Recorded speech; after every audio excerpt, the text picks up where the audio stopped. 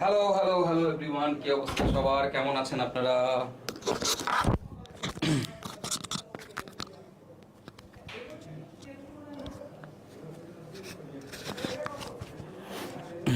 দাঁড়াও এক minute, just a minute.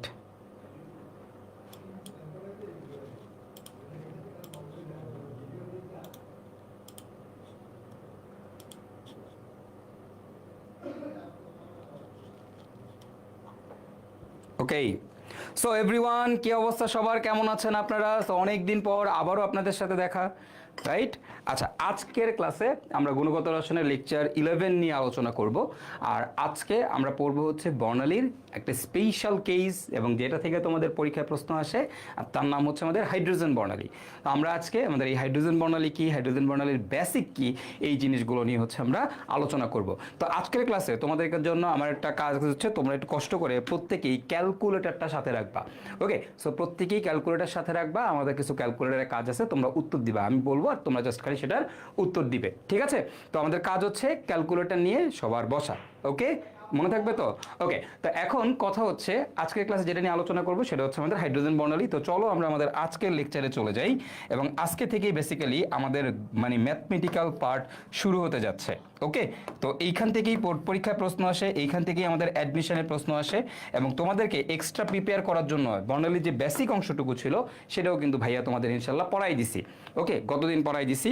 তো আজকে আমরা হাইড্রোজেন বর্ণালী নিয়ে আলোচনা করব, অ্যান্ড এই হাইড্রোজেন বর্ণালী থেকে তোমাদের পরীক্ষায় অনেক প্রশ্ন আসে ভাইয়ারা। সো মানে কোনো টেনশন করার দরকার নাই, ভাইয়া আসি, ভাইয়া সব তোমাদের ইনশাল্লাহ পড়াই দিব, ঠিক আছে? মনে থাকবে তো? ওকে ওকে, তো চলো তাহলে আমরা একটু দেখি। হ্যাঁ, আচ্ছা, এখন এখন কথা হচ্ছে যে দেখো, খেয়াল করো। তো আমরা তাহলে শুরু করি আমাদের আজকের লেকচার, বোর পরমাণু মডেল এবং হাইড্রোজেন বর্ণালী। তো এই যে হাইড্রোজেন বর্ণালী এবং বোর পরমাণু মডেল, তো এই জিনিসটা কি? দেখো, বর্ণালী সম্পর্কে তোমরা সবাই কম বেশি শিখছ, বর্ণালী সম্পর্কে তোমরা সবাই কম বেশি জানো, রাইট? তো সেই বর্ণালীরই আমরা সব থেকে সিম্পলিয়েস্ট ভার্সন। দেখো, বর্ণালী খুবই কমপ্লিকেটেড একটা জিনিস, জটিল একটা জিনিস। তো আমাদের এই জটিল জিনিসগুলো আমাদের সিলেবাসে নাই। আমাদের সিলেবাসে যেটা আছে খুবই সহজ জিনিসটা আছে। তো সব থেকে ইজিয়েস্ট এবং সহজ মৌল কোনটা? হাইড্রোজেন। কারণ একটাই প্রোটন, একটাই ইলেকট্রন, তাই না? বাট তুমি যদি অন্যান্য পরমাণুগুলোর কথা চিন্তা করো, সেখানে কিন্তু একাধিক ইলেকট্রন থাকে। তো আমরা যখন তাপ দিব, কোনো একটা জিনিসকে উত্তপ্ত করব, সেখান থেকে ইলেকট্রন জাম্প করে উপরের দিকে যাবে। তো আসলে এই জায়গাটাতে যে কোন ইলেকট্রন জাম্প করবে, তো এইখানে একটা ইস্যু থেকে যায়। মানে যেহেতু অনেকগুলো ইলেকট্রন থাকে অন্য পরমাণুর ক্ষেত্রে, সাপোজ সোডিয়াম, অনেকগুলো ইলেকট্রন আছে, তো ওদের ক্ষেত্রে এই জিনিসগুলো আসলে একটু ডিফারেন্ট। হ্যাঁ, তো দ্যাটস ওয়াই আমরা মানে একটু একটু কমপ্লিকেটেড আর কি। তো আমরা সবচেয়ে সিম্পলেস্ট আমরা নিয়ে আলোচনা করি, আর সিম্পলেস্ট জিনিসটা কি? আমাদের হাইড্রোজেন বর্ণালী। তো এই হাইড্রোজেন বর্ণালী নিয়েই আমরা আজকে আমাদের লেকচারে পড়াশোনা করব, ঠিক আছে? দেখো, একটু খেয়াল করে দেখো, আমাদের হাইড্রোজেন বর্ণালী নিয়ে পড়াশোনা কেন করব? কারণ বলছি ফার্স্টে বর্ণালী একটু কমপ্লেক্স, রাইট? এর মধ্যে সব থেকে সহজ কোনটা? পরমাণু কোনটা? হাইড্রোজেন। তাই আমরা শুধু হাইড্রোজেন নিয়ে আলোচনা করি। ওকে, তো এই হাইড্রোজেন বর্ণালী থেকেই পরীক্ষায় প্রশ্ন আসবে আমাদের সব, কারণ এটাই আমাদের সিলেবাসে আছে, বাকিগুলো আমাদের সিলেবাসে নাই। তো এখন এটার সাথে বোর পরমাণু মডেলের কি রিলেশন? দেখো, বোর পরমাণু মডেলেরও কিছু রিলেশন আছে। ওকে, সেটা নিয়ে আমরা এখন আলোচনা করব। সেইখান থেকে হাইড্রোজেন বর্ণালী কনসেপ্টে আমরা আস্তে আস্তে প্রবেশ করব, ঠিক আছে? ওকে, এখন তুমি একটা জিনিস খেয়াল করে দেখো তো, যে আমাদের বোর পরমাণু মডেল কার জন্য প্রযোজ্য? বলতো, বোর পরমাণু মডেল কার জন্য প্রযোজ্য? আমাদের এই যে এখানে দেখো বোর পরমাণু মডেল আছে, এই বোর পরমাণু মডেলটা কার জন্য প্রযোজ্য? আমরা সবাই জানি যে একটি ইলেকট্রন বিশিষ্ট পরমাণুর ক্ষেত্রে প্রযোজ্য, তাই না?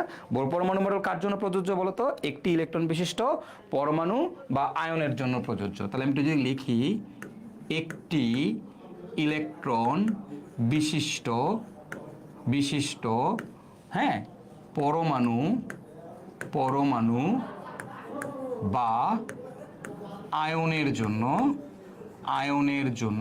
জন্য প্রযোজ্য, একটি জন্য প্রযোজ্য, তাই না? এটা আমরা কম বেশি সবাই জানি, এটা আমরা কম বেশি সবাই জানি। আচ্ছা, এখন এই যে একটি ইলেকট্রন বিশিষ্ট পরমাণু বা আয়নের জন্য প্রযোজ্য, তো এরকম একটি ইলেকট্রন বিশিষ্ট পরমাণু বা আয়ন কারা? আমরা বোর পরমাণু মডেল নিয়ে কথা বলবো, পরবর্তীতে আমরা হাইড্রোজেন বর্ণালীতে ঢুকবো। এখন এরকম একটি পরমাণু বিশিষ্ট ইলেকট্রন আমাদের কারা? বলতো ভাইয়ারা, একটি পরমাণু বিশিষ্ট ইলেকট্রন কে? একটি পরমাণু বিশিষ্ট ইলেকট্রন হচ্ছে আমাদের হাইড্রোজেন, এরপরে হচ্ছে আমাদের হিলিয়াম প্লাস, খেয়াল করে কিন্তু একটা আয়ন, বাট হিলিয়াম প্লাসে একটা ইলেকট্রন আছে, কারণ হিলিয়ামে দুইটা ইলেকট্রন থাকে, একটা ইলেকট্রন যদি চলে যায় তাহলে থাকে কি হিলিয়াম প্লাস, রাইট? আচ্ছা, তারপরে দেখো লিথিয়াম 2 প্লাস, লিথিয়াম 2 প্লাস, এটার মধ্যেও কয়টা ইলেকট্রন আছে? একটা ইলেকট্রন আছে। এরপরে হচ্ছে আমাদের দেখো বেরিলিয়াম 3 প্লাস, বেরিলিয়াম 3 প্লাস। এই যে আয়নগুলা দেখো, এই আয়নগুলোর মধ্যেও কিন্তু আমাদের কি আছে? এই প্রত্যেকটা আয়নের মধ্যেই আমাদের কি আছে বলো তো ভাইয়া? এই প্রতিটা আয়নের মধ্যেই আমাদের কিন্তু একটা করে ইলেকট্রন আছে। তাহলে বোর পরমাণু মডেল কার জন্য প্রযোজ্য? একটি মাত্র ইলেকট্রন বিশিষ্ট পরমাণুর জন্য হচ্ছে বোর পরমাণু মডেলটা আমাদের প্রযোজ্য, তাই না? আচ্ছা, এখন এইটুকু আমরা বুঝলাম। তো এই যে একটা ইলেকট্রন, তোমরা জানো একটা ইলেকট্রন যখন শোষণ করে, শক্তি শোষণ করে, তখন যে বর্ণালী পাই ওইটা কেমন হয় কালারটা? মানে কোন একটা ইলেকট্রন শক্তি শোষণ করলে যে বর্ণালীটা পাওয়া যায় তার কালারটা কেমন? তার কোনো কালার থাকে না, আমরা তার জন্য ডার্ক লাইন পাই। আমরা তার জন্য কি পাই? ডার্ক লাইন পাই, তাই তো? আচ্ছা, এবার তুমি চিন্তা করো তো ভাইয়া, আমরা যখন বিকিরণ হয় শক্তির, মানে বিকিরণ বর্ণালীর ক্ষেত্রে যখন উপর থেকে লাভ দেয়, তখন আমরা তার জন্য কি পাই? ওই যে পারমাণবিক বা রেখা বর্ণালী তোমাদের গত ক্লাসে পড়াইছি, কি পাওয়া যায়? ইন্ডিভিজুয়াল লাইন পাওয়া যায়, ইন্ডিভিজুয়াল কালার দেখা যায়, বিভিন্ন ধরনের ইন্ডিভিজুয়াল কালার দেখা যায় বিকিরণ বর্ণালীর জন্য, তাই না? তো দ্যাটস ওয়াই যখন আমরা হাইড্রোজেন বর্ণালী নিয়ে আলোচনা করব, সেখানে আমরা শুধুমাত্র বিকিরণ বর্ণালী নিয়ে আলোচনা করি। কোন বর্ণালী নিয়ে আলোচনা করি বলো তো ভাইয়ারা? বিকিরণ বর্ণালী নিয়ে আমরা আলোচনা করি, ঠিক আছে? তো আমরা বেসিক্যালি এই হাইড্রোজেন বর্ণালীর ক্ষেত্রে দুই ঘটনাই ঘটে। বোর পরমাণু মডেল অনুসারে আমরা গতদিন কি দেখছি? বোর পরমাণু মডেল অনুসারে আমরা গতদিন দেখছি যে আমাদের পরমাণুর মধ্যে দুই ধরনের কেস ঘটতে পারে। শক্তি শোষণের সময় এক ধরনের বর্ণালী দেখতে পাই, শক্তি বিকিরণের সময় এক ধরনের বর্ণালী দেখতে পাই। ওকে, তার মানে আমি এখান থেকে বলতে পারি যে আমাদের atomic absorption spectrum and atomic emission spectrum দুইটাই ঘটতে পারে, দুইটাই ঘটতে পারে, ঠিক আছে? দুইটাই ঘটতে পারে, এবং দুইটাই যখন আমাদের ঘটবে তখন আমাদের ঘটনাটা কেমন হবে? দেখো তো ঘটনাটা কেমন হয়। এই দুই ক্ষেত্রেই আমরা বর্ণালী দেখতে পাই, দুই ক্ষেত্রে আমরা কি দেখতে পাই? আমাদের বর্ণালী দেখতে পাই, তাই না? তোমাদেরকে এটা কিন্তু গত ক্লাসে ভাইয়া পড়াইছি। ওকে,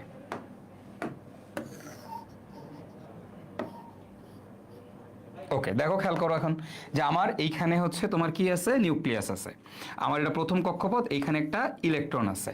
এখন কি হয় ঘটনাটা? আমরা যদি বাইরে থেকে শক্তি দেই, আমরা যদি বাইরে থেকে এই ইলেকট্রনকে শক্তি দেই, তাহলে সে শক্তিটা শোষণ করে কি করে? জাম্প করে কি করে? উপরের দিকে উঠে, এটাকে বলা হয় শোষণ বর্ণালী।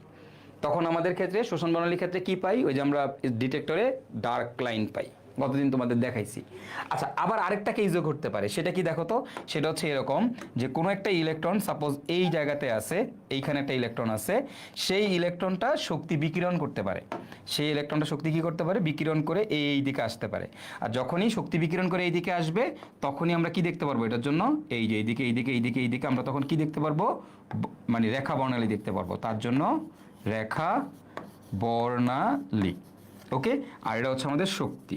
এ হচ্ছে শক্তি শোষণ করে উপর দিকে উঠে, তার জন্য ডার্ক লাইন পাওয়া যায়, হ্যাঁ, সেটাকে বলে শোষণ বর্ণালী। আর হচ্ছে যখন শক্তি বিকিরণ করে, তখন তার জন্য যেই বর্ণালী বা আলোকছটটা পাই আমরা, সেটা হচ্ছে আমাদেরকে বলে রেখা বর্ণালী। এগুলো কিন্তু আমরা গত ক্লাসে পড়ছি। বলো এগুলো এইটুক বুঝতে কারো কোনো সমস্যা আছে কিনা?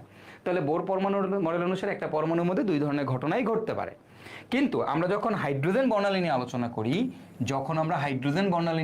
করি, তখন শুধুমাত্র হাইড্রোজেনের ক্ষেত্রে শুধুমাত্র আমরা কোন বর্ণালী নিয়ে আলোচনা করব? শুধুমাত্র এখানে শুধুমাত্র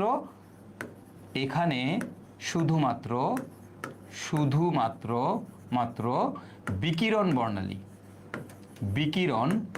বর্ণালী বা যেটাকে আমরা বলি অ্যাটমিক এমিশন স্পেকট্রাম, বিকিরণ বর্ণালী নিয়ে কাজ করা হয়। তাহলে আমরা কোন বর্ণালী নিয়ে কাজ করব? শুধুমাত্র বিকিরণ বর্ণালী নিয়ে কাজ করব। তাহলে এই ক্ষেত্রে আমরা কোন বর্ণালী নিয়ে কাজ করব গাইজ?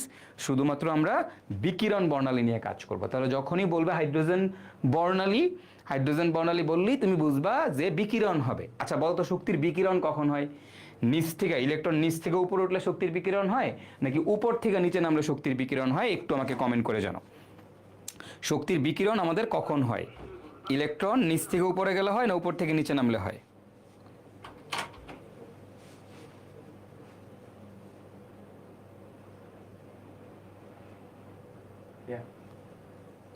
আরে নাইস, এটা সব থেকে নাইস, এটা হচ্ছে সব থেকে নাইস,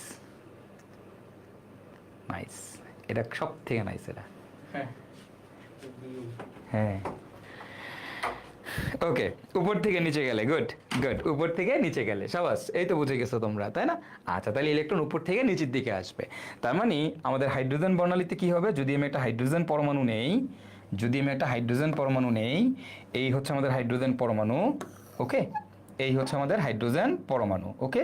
আচ্ছা, এখন এইখানে কি হবে, ইলেকট্রনগুলো কি হবে বলো তো? ইলেকট্রন এই উপরের শক্তিস্তর থেকে নিচের শক্তিস্তরে জাম্প করবে। ইলেকট্রন ধরো এটা আমাদের একটা, এই যে খেয়াল করো, হ্যাঁ এই যে দেখো, এখন খেয়াল করো, এটা হচ্ছে আমাদের নিউক্লিয়াস, এই যে ইলেকট্রন ধরো এই উপরের শক্তি স্তরে আছে, উপরের শক্তি স্তরে আছে, এইখানে আছে, এইখান থেকে কোন দিকে নামবে ইলেকট্রন বলো তো? এইখান থেকে এই ইলেকট্রন শক্তি বিকিরণ করে করে 1 নম্বর শক্তিপথ বা 2 নম্বর শক্তিপথ, এরকমভাবে বিভিন্ন শক্তিপথে উপর থেকে নিচে নামবে, অর্থাৎ উপর থেকে নিচে নামবে, এবং উপর থেকে নিচে নামবে, তাইলেই আমরা কি দেখতে পারবো? আমাদের বিকিরণ বর্ণালী দেখতে পারবো, যেহেতু এটা বিকিরণ বর্ণালী নিয়ে কাজ করি, ঠিক আছে? তো চলো এইবার আমরা আমাদের সেই বিখ্যাত হাইড্রোজেন বর্ণালী নিয়ে একটু আলোচনা করব। এখন আমরা কি নিয়ে আলোচনা করব? হাইড্রোজেন বর্ণালী। তো দেখো, খেয়াল করো যে আমরা মোটামুটি বোরের পরমাণু মডেল সম্পর্কে আমাদের কম বেশি আইডিয়া আছে, বাট এখন আমরা একটু আমাদের হাইড্রোজেন বর্ণালী সম্পর্কে একটু ছোটোখাটো ধারণা নিব, ঠিক আছে? তো সেটা কি, চলো একটু দেখি। সাপোজ তোমার কাছে একটা পরমাণু আছে, এই পরমাণুটা ধরো এরকম একটা পরমাণু আছে, এই যে দেখো, এই একটা নিউক্লিয়াস, তার পাশে এইখানে একটা হচ্ছে কক্ষপথ, এরপরে এইখানে হচ্ছে আমাদের আরেকটা কক্ষপথ, এরপরে এইখানে আছে আমাদের আরেকটা কক্ষপথ, একটু কক্ষপথ সংখ্যা গুইনা বলবা, হ্যাঁ, এই পরমাণুটার নাম কি। এরপরে এখানে আছে আমাদের আরেকটা কক্ষপথ, ওকে, এরপরে এখানে আছে তোমার আরেকটা কক্ষপথ, এরপরে এইখানে আছে তোমার আরেকটা কক্ষপথ,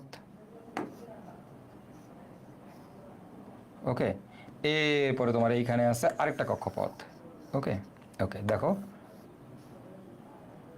ওকে, এই যেরকম আর কি, হ্যাঁ। এখন তোমাকে যদি বলা হয়, এই যে আমি এখানে যে একটা পরমাণু আঁকলাম, এই পরমাণুটার নাম কি বলো তো? এই পরমাণুটার নাম কি বলো তো? এই পরমাণুটার নাম কি? এখানে একটা পরমাণু আঁকছি। এখন দেখো, এই যে পরমাণুটা, এই পরমাণুটার মধ্যে, এই পরমাণুটার কেন্দ্রে আমার একটা কি আছে? পজিটিভ চার্জ আছে। এই পরমাণুটার কেন্দ্রে আমার একটা একটাই পজিটিভ চার্জ আছে, একটাই প্রোটন আছে। যদি একটাই পজিটিভ চার্জ থাকে, মানে একটাই প্রোটন থাকে, তাহলে এই পরমাণুটার নাম কি বলো তো? এটা নাম কি? এটার নাম হচ্ছে আমাদের হাইড্রোজেন পরমাণু। এটার নাম কি বলো তো? হাইড্রোজেন পরমাণু। পরমাণু, এটা হচ্ছে আমাদের একটা হাইড্রোজেন পরমাণু, ওকে, হাইড্রোজেন পরমাণু। তো যেহেতু এটা আমাদের কি পরমাণু? হাইড্রোজেন। কেমনে বুঝলাম ভাই হাইড্রোজেন? কারণ একটাই প্রোটন আছে। এখন তুমি বলো তো, আমরা জানি কি হাইড্রোজেনের কক্ষপথ কয়টা? তোমাদেরকে যদি বলি ভাই হাইড্রোজেনের কক্ষপথ কয়টা, ভাই হাইড্রোজেনের কক্ষপথ হচ্ছে একটা। হাইড্রোজেনের কক্ষপথ কয়টা বলো তো? হাইড্রোজেনের কক্ষপথ হচ্ছে আমাদের একটা। হাইড্রোজেনের কক্ষপথ হচ্ছে একটা, ঠিক আছে, একটা। তাহলে দেখো, আমাদের হাইড্রোজেনের কক্ষপথ সংখ্যা হচ্ছে একটা, রাইট? কিন্তু আসলে না, কক্ষপথ যে কোনো পরমাণুর জন্য কক্ষপথ একটা না, যে কোনো পরমাণুর কক্ষপথ হচ্ছে অসীম। যে কোনো পরমাণুর কক্ষপথ হচ্ছে কি? অসীম, ইনফিনিটি, ঠিক আছে? তো কক্ষপথ সংখ্যা যে কোনো পরমাণুর জন্য অসীম, কিন্তু এর ইলেকট্রনীয় কক্ষপথ একটা, মানে হচ্ছে একটা কক্ষপথে ইলেকট্রন থাকে, এটাকে বলা হয় ইলেকট্রনীয় কক্ষপথ। তাহলে যদি বলো সোডিয়ামের কক্ষপথ কয়টা? ভাই সোডিয়ামের কক্ষপথ হচ্ছে অসীম। ইলেকট্রনীয় কক্ষপথ কয়টা? 3টা। ইলেকট্রনীয় কক্ষপথ হচ্ছে 3টা। বুঝা গেছে কিনা? তার মানে যদি তোমার বলে কোনো পরমাণুর কক্ষপথ কয়টা? ভাই ইনফিনিটি, অসীম সংখ্যক কক্ষপথ থাকে, ঠিক আছে? যদি ওই কক্ষপথে ইলেকট্রন থাকে তাহলে ওই কক্ষপথের এক্সিস্টেন্স থাকে, আর যদি ওই কক্ষপথে কোনো ইলেকট্রন না থাকে তাহলে ওইটার কোনো এক্সিস্টেন্স থাকে না, কিন্তু আছে। কিরকম ব্যাপারটা একটু চিন্তা করো, দেখো, খেয়াল করো। সাপোজ আমার এই হাতটা হচ্ছে নিউক্লিয়াস, ওকে, এই হারটা হচ্ছে নিউক্লিয়াস, আর মনে করো এটা হচ্ছে আমার ইলেকট্রন, এটা হচ্ছে ইলেকট্রন। ওকে, এখন তুমি খেয়াল করো তো, আমি যদি এটা ঘুরাই, এই যে এদিক দিয়ে ঘুরাই, এখন যদি তোমার বলি আকারটা কত, আকার কতটুকু, আকার কতটুকু, তুমি কি বলবা? আকার কতটুকু কি বলবা? এই যে যেই জায়গা দিয়ে ইলেকট্রন ঘুরতেছে এই পুরোটা হচ্ছে এটার আকার, পুরোটা হচ্ছে এটার আকার। কি বুঝছো কি না? এই পুরোটা হচ্ছে আকার, মানে এটা হলো নিউক্লিয়াস, নিউক্লিয়াসের চারপাশ দিয়ে ইলেকট্রন ঘুরতেছে, নিউক্লিয়াসের চারপাশ দিয়ে ইলেকট্রন ঘুরতেছে, তাহলে এই ইলেকট্রন যেই জায়গা দিয়ে ঘুরতেছে এটা পুরোটা কি আকার। এখন যদি ইলেকট্রন না থাকে, ইলেকট্রন নাই, তাহলে এইদিকে কি এখন কি আর কক্ষপথ আছে? নাই, নাই। এখন কি পড়ে আছে? শুধু নিউক্লিয়াস পড়ে আছে, এমন কক্ষপথ নাই। তার মানে যখনই তোমার কোনো একটা কক্ষপথের মধ্যে ইলেকট্রন আসবে তখনই কেবল তার কি থাকবে? এক্সিস্টেন্স থাকবে। যখনই নাই, ইলেকট্রন নাই, তখন আর কোনো এক্সিস্টেন্স নাই। ঠিক আছে, এর কোনো এক্সিস্টেন্স নাই। ওকে, ক্লিয়ার? বুঝতে পারছো? তার মানে কি? তার মানে আসলে আমরা যেটা বুঝাইতে চাচ্ছি যে যে কোনো পরমাণুরই কক্ষপথ সংখ্যা কি? অসীম। কক্ষপথ সংখ্যা হচ্ছে অসীম। এখন তুমি চিন্তা করো আমার কোন একটা ইলেকট্রন আছে, সাপোজ আমার কোন একটা ইলেকট্রন আছে, এই জায়গাতে আছে একটা ইলেকট্রন আছে, হ্যাঁ, এটা হচ্ছে আমাদের একটা ইলেকট্রন। আমি যদি ইলেকট্রনকে শক্তি দেই, শক্তি দিলে ইলেকট্রনটা কি করবে বলো তো? ইলেকট্রনকে শক্তি দিলে ইলেকট্রনটা কি করবে? এই ইলেকট্রনটা জাম দিয়ে উপরের শক্তি স্তরে উঠবে। আমি একে আরো শক্তি দিলাম, এ কি করবে? জাম দিয়ে আবার উপরে শক্তি স্তরে উঠবে। একে আরো শক্তি দিলাম, জাম দিয়ে উপরে উঠবে। আরো শক্তি দিলাম, জাম দিয়ে উপরে উঠবে। আরো শক্তি দিলাম, জাম দিয়ে উপরে উঠবে। আরো শক্তি দিলাম, জাম দিয়ে উপরে উঠবে। আরো শক্তি দিলাম, আরো উপরে উঠবে। আরো শক্তি দিলাম, আরো উপরে উঠবে। আরো শক্তি দিলাম, আরো উপরে উঠবে। অর্থাৎ একটা ইলেকট্রনকে তুমি যত বেশি শক্তি দিবা, এই জাম্প করে আস্তে আস্তে আস্তে আস্তে খালি উপরের দিকে উঠতে থাকবে। ঠিক আছে।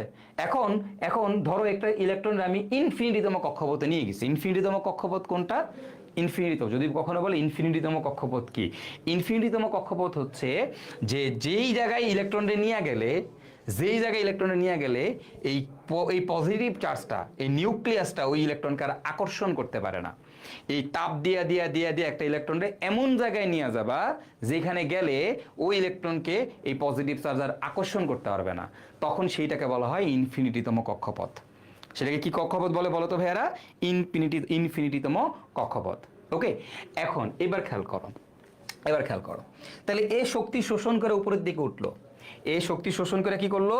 উপরের দিকে উঠলো। ওকে, শক্তি শোষণ করে উপরে উঠছে, এই বান্দা শক্তি শোষণ করে উপরে উঠছে। এখন কি করবে? সে শক্তি কি করবে? ধরো শক্তি শোষণ করে উপরে উঠছে, তো তুমি যদি তার শক্তি দেওয়া অফ করে দাও, তাইলে সে কি করবে? এই শক্তিটা বিকিরণ করবে। বিকিরণ করবে। তাহলে যখন শক্তি দিচ্ছ এরকম সোজা উপরের দিকে উঠে গেছে, এবং শোষণের ক্ষেত্রে কি আমরা কোনো বর্ণালী দেখি না? ডার্ক লাইন দেখি। বাট যখনই এই শক্তিটা এই ইনফিনিটিতম কক্ষপথ থেকে শক্তিটার বিকিরণ হবে, এই যখন সে বিকিরণ করে নিচের দিকে নামবে, তখন কিন্তু সে তরঙ্গ আকারে বা ওয়েভ আকারে নামবে। আর তরঙ্গ আকারে বা ওয়েভ আকারে এই শক্তির এই যে বিকিরণ, এই বিকিরণ করলেই তুমি কিন্তু বর্ণালী দেখতে পাও, যেটাকে আমরা বলি আমাদের বিকিরণ বর্ণালী। এবং আমরা হাইড্রোজেনের ক্ষেত্রে কোন বর্ণালী নিয়ে আলোচনা করব? হাইড্রোজেনের ক্ষেত্রে বিকিরণ বর্ণালী নিয়ে আলোচনা করব। কোন বর্ণালী? বিকিরণ বর্ণালী নিয়ে আলোচনা করব। তার মানে এই ক্ষেত্রে কি হবে? ইলেকট্রন সবসময় উপর থেকে নিচের দিকে নামবে। ইলেকট্রন যখনই উপর থেকে নিচের দিকে নামবে, তখনই আমরা বিভিন্ন ওয়েভের আলো দেখতে পাবো। ঠিক আছে, বিভিন্ন তরঙ্গের, এরকম তরঙ্গ আকারে নামবে। আর তরঙ্গ আকারে যখন নামবে, তখন আমরা বিভিন্ন ধরনের আলো দেখতে পারবো। বিভিন্ন ধরনের আলো বলতে বিভিন্ন ধরনের আমরা ওয়েভ দেখতে পারবো বা বিকিরণ দেখতে পাবো। ঠিক আছে, এইটাকে আমরা বলি আমাদের বিকিরণ বর্ণালী। হ্যাঁ, এখন তোমরা নিশ্চয়ই অনেকেই কলেজে টুকটাক পড়ছো, যদি কেউ পড়ে থাকো গুণগত রসায়ন বা বর্ণালী, তোমরা কলেজে পড়ছো কিনা বলো তো দেখি ভাইয়ারা, বর্ণালী তোমরা কলেজে থাকতে পড়ছো কিনা?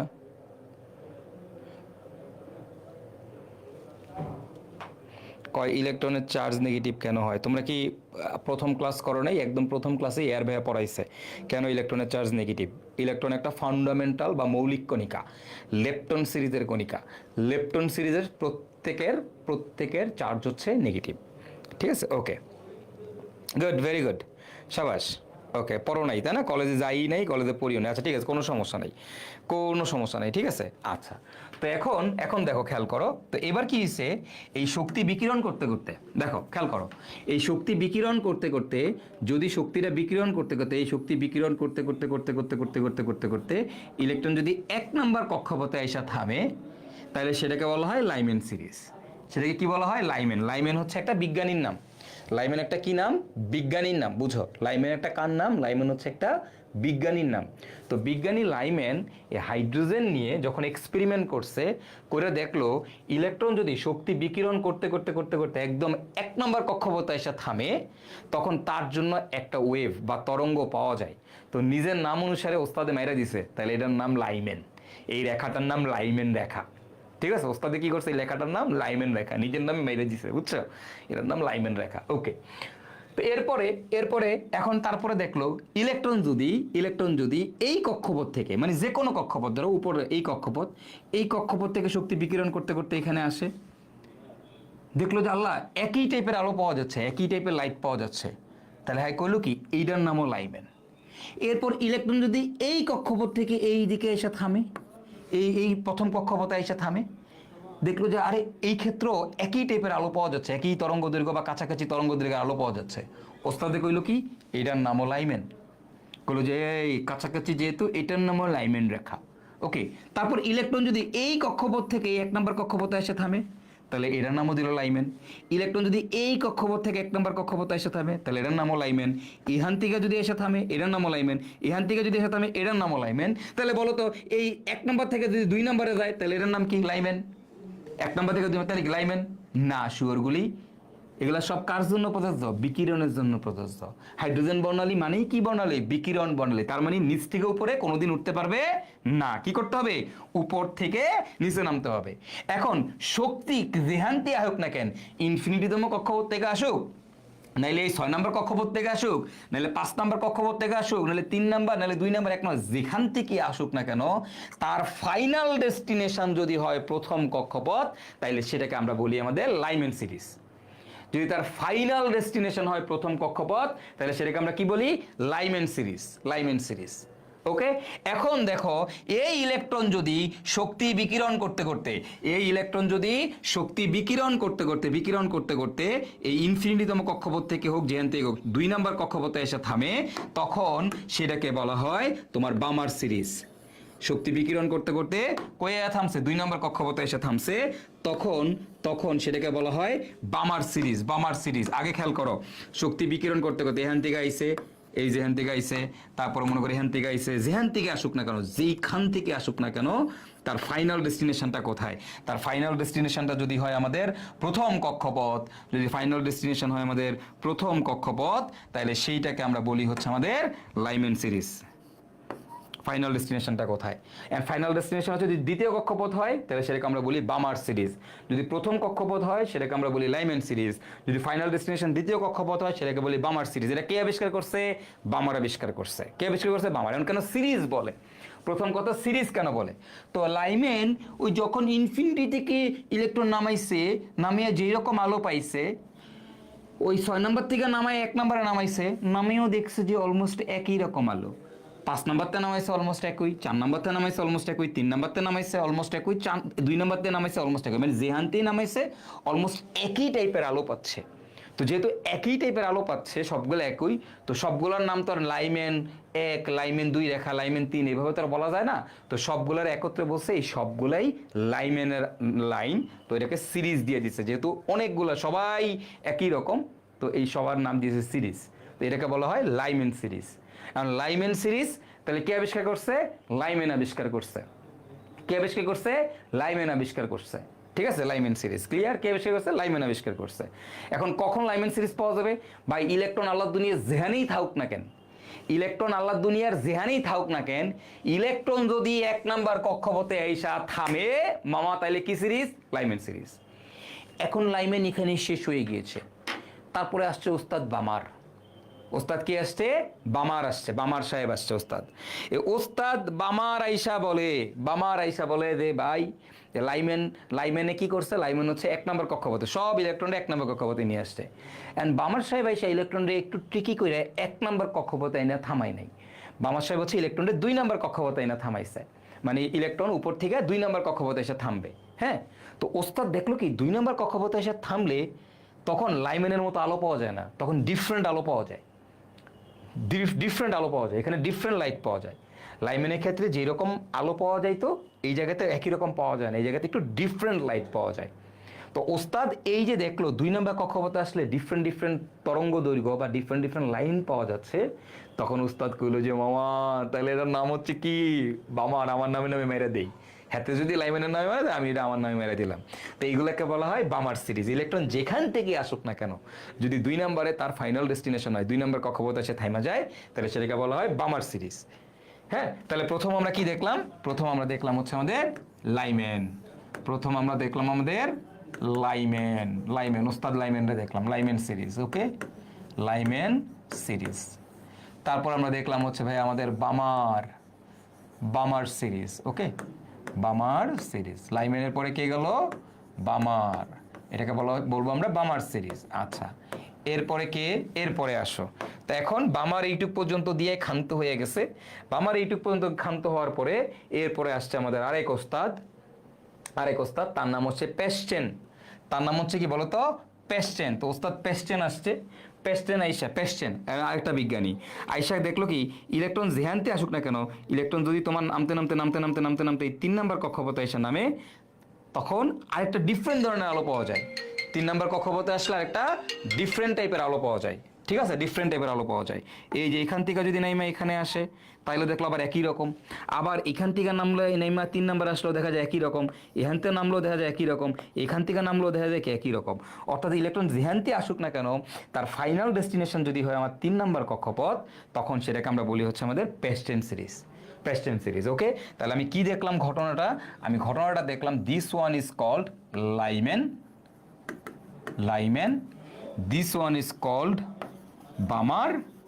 আর ইলেকট্রনের ডেস্টিনেশন যদি হয় 3 নম্বর কক্ষপথ, তাহলে এটাকে আমরা বলি হচ্ছে আমাদের পেস্টেন। কি সিরিজ? পেস্টেন সিরিজ। তাহলে দেখো ইলেকট্রন জাম্প করে যেখানেই থাকুক না কেন আল্লাহ দুনিয়ার, 1 নম্বর কক্ষপথে এসে ল্যান্ড করলে লাইম্যান, 2 নম্বর কক্ষপথে এসে ল্যান্ড করলে বামার, 3 নম্বর কক্ষপথে ল্যান্ড করলে পেস্টেন। প্রতি ক্ষেত্রে একটু ডিফারেন্ট ডিফারেন্ট আলো পাওয়া যায়, ডিফারেন্ট ডিফারেন্ট আলো পাওয়া যায়। ক্লিয়ার? বুঝতে পারছি?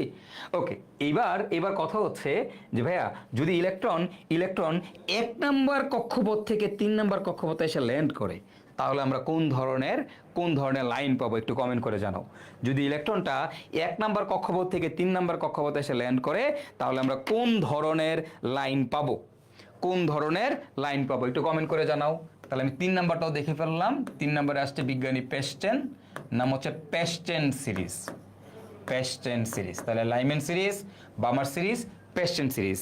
এবার তোমাদের কাছে আমার কোশ্চেন হচ্ছে, 3 নম্বর কক্ষপথ থেকে যদি 1 নম্বর কক্ষপথ থেকে 3 নম্বর কক্ষপথে আসলো, এই যে এইটার জন্য আমি কি ধরনের লাইন পাবো? কোন ধরনের সিরিজ পাবো? ওহ ভাই, চুম্মা দিতে মন চেয়েছে তোর এক একটারে। এত অস্থির কেন তোরা? সেরা। তুই জানোস একটা অ্যাডমিশন লেভেলের স্টুডেন্টও এই জিনিসগুলা ঠিকমতো ধরতে পারে না। ভাই আমরা এটা কি শোষণ বর্ণালী কি লাইন পাবো? ডার্ক লাইন পাবো? কোনো বর্ণালী পাবো না। এইখানে আমার কোনো বর্ণালী হবে না। দেখো সবসময় বিকিরণ হইতে হবে, অর্থাৎ উপর থেকে নিচে নামতে হবে, নিচ থেকে উপরে গেলে হবে না। নিচ থেকে উপরে গেলে, যারা পেস্টেন বলতেছ তারা একটু খেয়াল করো, নিচ থেকে উপরে গেলে হবে না ভাইয়া। কি বলছি? উপর থেকে বিকিরণ হইতে হবে, উপর থেকে নিচে নামতে হবে। যদি উপর থেকে নিচে নামে, তাহলেই কেবল আমরা এই হাইড্রোজেন বর্ণালীগুলো দেখতে পাবো। তাহলেই কেবল আমরা আমাদের এই হাইড্রোজেন বর্ণালীগুলো দেখতে পাবো। হাইড্রোজেন বর্ণালীগুলো আমরা দেখতে পাবো। ঠিক আছে? তাহলে কি করতে হবে? উপর থেকে নিচে নামতে হবে, উপর থেকে নিচে নামতে হবে। যদি উপর থেকে নিচে নামে, অনলি তখনই কেবল আপনি এই হাইড্রোজেন বর্ণালী দেখতে পারবেন, আদারওয়াইজ দেখতে পারবেন না। ওকে, এইটুক বুঝতে কারো কোনো সমস্যা আছে কিনা? ওকে, ফাইন। তো এবার আসো, এখন খেয়াল করো। তো এবার তোমাদেরকে যেটা পড়াবো ভাইয়া একটু দেখো। তাহলে লাইম্যান, তাহলে পেস্টেন সিরিজ বুঝছি। এরপরের সিরিজটার নাম হচ্ছে ব্র্যাকেট সিরিজ। ব্র্যাকেট এটাও একটা বিজ্ঞানীর নাম, ব্র্যাকেট সিরিজ। এইবার তোমাদের কথা এবার তোমরা বলবা, তাহলে ব্র্যাকেট সাহেব কি আবিষ্কার করছে? বলো, ব্র্যাকেট সাহেব কি আবিষ্কার করছে? বলো তোমরা, দেখি পারো কিনা। ব্র্যাকেট সাহেব, ওস্তাদ ব্র্যাকেট কি আবিষ্কার করছে? বলো, ওস্তাদ ব্র্যাকেট কি আবিষ্কার করছে? শাবাশ বেটা, এই যে বুঝে গেছো। ওস্তাদ ব্র্যাকেট কি আবিষ্কার করছে? ওস্তাদ ব্র্যাকেটে কি আবিষ্কার করেছে বলো তো ভাইয়ারা? বলো তো ভাইয়ারা, ফোর্থ শেল। সাবাস সাবাস সাবাস সাবাস। তাহলে ইলেকট্রন যদি 4 নাম্বার কক্ষপথে এসে নামে, যদি ইলেকট্রন 4 নাম্বার কক্ষপথে আসে, তাহলে সেটাকে আমরা বলি ব্র্যাকেট সিরিজ। তাহলে ইলেকট্রন যদি 5 নাম্বার কক্ষপথে আসে, তার নাম কি হবে? ফুন্ড সিরিজ। এটা ফুন্ড আবিষ্কার করছে, ফুন্ড সিরিজ। ইলেকট্রন যদি 6 নাম্বার কক্ষপথে এসে নামে, তাহলে তাকে বলা হয় হামফ্রিজ, হামফ্রিজ সিরিজ। ওকে, তারপরে লুডব্রিক, তারপরে ফ্রান্সিস। ওগুলো আর লাগে না, তোমাদের বইতে প্রথম 5টাই আছে ইউজুয়ালি, তারপর অনেক বইতে হয়তো হামফ্রিজ পর্যন্ত গেছে, তারপরে এর পরের গুলোতে আর যায়নি। ঠিক আছে, এর পরের গুলোতে আর যায়নি। তাহলে বলো ফুন্ড কখন পাবো? ফুন্ড কখন পাবো? ইলেকট্রন যদি শক্তি বিকিরণ করতে করতে 5 নাম্বার কক্ষপথে আসে, তাহলে সেটাকে আমরা বলবো আমাদের ফুন্ড সিরিজ। সেটাকে আমরা বলবো আমাদের কি বলতো? ফুন্ড সিরিজ। তাহলে এই ইলেকট্রন শক্তি বিকিরণ করতে করতে করতে করতে এইখানে এসে থামলো, এইখান থেকে শক্তি বিকিরণ করতে করতে এখানে এসে থামলো, এইখান থেকে বিকিরণ করতে এখানে, এইখান থেকে বিকিরণ করতে এখানে। তাহলে 4 নাম্বার কক্ষপথ, তাহলে এটার নাম হবে কি? এটার নাম হবে হচ্ছে আমাদের ব্র্যাকেট, ব্র্যাকেট। আর 5 নাম্বার কক্ষপথে আসলে সেটাকে আমরা কি বলবো বলো তো ভাইয়ারা? 5 নম্বর কক্ষপথে যদি এসে থামে ইলেকট্রন শক্তি বিকিরণ করতে করতে, এই যে যেখান থেকে আসুক না কেন, এখান থেকে আসছে, আইসা মনে করে 5 নম্বর কক্ষপথে আসছে, এখান থেকে আইসা এখানে থামছে, আবার এইখান থেকে আইসা এখানে থামছে, 5 নম্বরে থামছে, তাহলে সেটার নাম হবে কি বলতো? এটার নাম হবে আমাদের, এগুলোর নাম হবে আমাদের ফুন্ড, ফুন্ড। অর্থাৎ যেখান থেকে আসুক না কেন এটার নাম হবে ফুন্ড, ফুন্ড সিরিজ। ওকে, ফুন্ড, ফুন্ড। ব্রডকাস্টিং ইরর, আচ্ছা ঠিক আছে, ব্রডকাস্টিং ইরর দেখতেছি, দাঁড়াও। তাহলে আমরা কি দেখলাম ভাইয়া? যদি 5 নাম্বার সেল হয় তাহলে ফুন্ড। তাহলে হামফ্রিজ কয় নাম্বার সেলে আসলে হামফ্রিজ হবে বলো? কয় নাম্বার সেলে আসলে হামফ্রিজ হবে? কয় নাম্বার সেলে আসলে হামফ্রিজ হবে বলো? কয় নাম্বার আসলে হামফ্রিজ হবে? 6 নাম্বারে আসলে, 6 নাম্বারে আসলে। ঠিক আছে, 6 নাম্বার আসলে হামফ্রিজ হবে। ওকে, তো আমাদের মোটামুটি বইয়ে এই কয়েকটাই আছে, তাই আমরা এই কয়েকটা নিয়েই আলোচনা করব।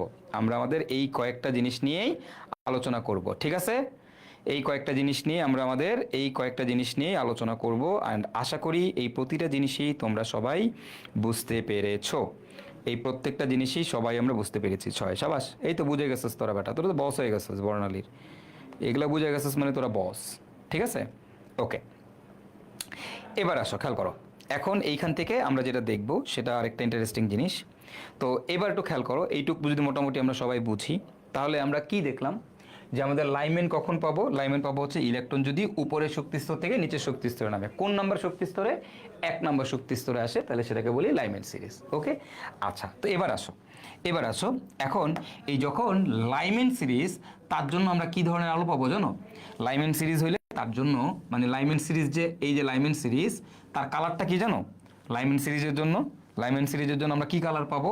লাইমেন সিরিজের জন্য আমরা যে কালারটা পাবো সেটাকে আমরা বলি হচ্ছে ইউভি। ইউভি মানে আলট্রা ভায়োলেট রশ্মি, অতি বেগুনি রশ্মি। ওকে, আলট্রা ভায়োলেট বা ইউভি রশ্মির নাম শুনছো না? এই একটা ইলেকট্রন উপর থেকে নিচের দিকে নামলে, যেখান থেকেই নামুক না কেন, যদি 1 নম্বর কক্ষপথে এসে থামে, তাহলে যেই বর্ণালীটা পাওয়া যায় বা যেই তরঙ্গ দৈর্ঘ্য বিকিরিত হবে, যে বর্ণালী তুমি পাবা, সেই বর্ণালীটা দেখা যায় আলট্রা ভায়োলেট রশ্মির সাথে মিলে যায়। কার সাথে মিলে যায়? আলট্রা ভায়োলেট রশ্মির সাথে মিলে যায়। তো তার মানে লাইমেন আমাদের কোন সিরিজ বলো তো? লাইমেন হচ্ছে আমাদের ইউভি, আলট্রা ভায়োলেট রশ্মি। ঠিক আছে, এরপরে বিজ্ঞানী বামার আইসা দেখলো, বামার আইসা যখন বামার সিরিজ দেখলো, তখন বামার দেখলো যে আলোটা পাওয়া যায় সেটা হচ্ছে আমাদের ভিজিবল লাইট, ভিজিবল লাইট। ওকে, বামার হচ্ছে ভিজিবল লাইট পাওয়া যায়, অর্থাৎ বামার থেকে বিভিন্ন কালারের বর্ণ পাওয়া যায়। দেখো ইউভি রশ্মি কি আমরা চোখে দেখি?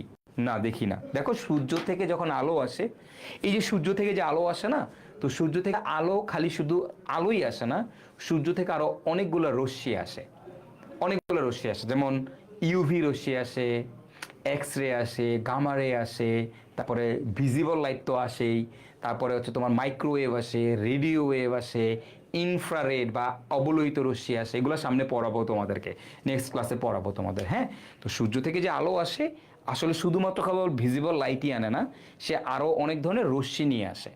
তো তার মধ্যে একটা রশ্মি হচ্ছে ইউভি। তুমি কি সেটা দেখতে পাও? না, সূর্য থেকে আসা একমাত্র কেবল ভিজিবল লাইটটাকেই আমরা দেখতে পাই।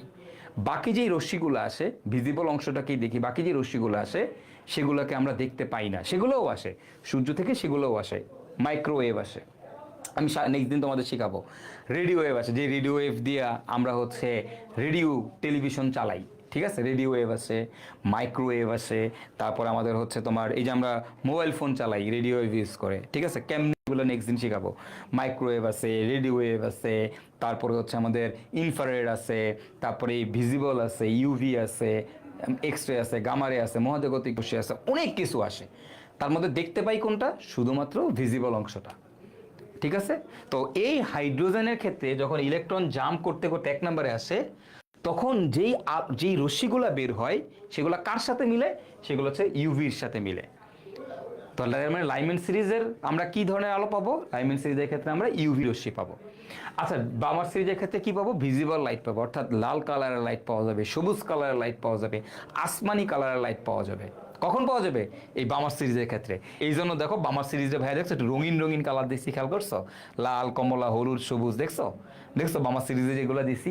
কেন দিছি? কারণ বামার সিরিজে কালারফুল লাইট পাওয়া যায়, কালারফুল লাইট পাওয়া যায়। Okay fine. এবার আসো প্যাস্টেন সিরিজ। প্যাস্টেন সিরিজে আমরা কি পাবো? প্যাস্টেন সিরিজে আমরা হচ্ছে অবলোহিত রশ্মি বা আইআর পাবো। প্যাস্টেন সিরিজে আমরা কি পাবো বলো তো? অবলোহিত বা আইআর রশ্মি পাবো। আইআর, অবলোহিত আইআর রশ্মি পাবো। আচ্ছা, ব্র্যাকেট সিরিজের জন্য কি পাওয়া যায়? বা ব্র্যাকেট সিরিজের জন্য আইআর রশ্মি, এটাও আইআরই পাওয়া যায়। ওকে, ফুন্ডের জন্য কি পাওয়া যায়? ফুন্ডের জন্য ভাইয়া আইআর রশ্মি পাওয়া যায়। আচ্ছা ভাইয়া, হামফ্রিজের জন্য কি পাওয়া যায়?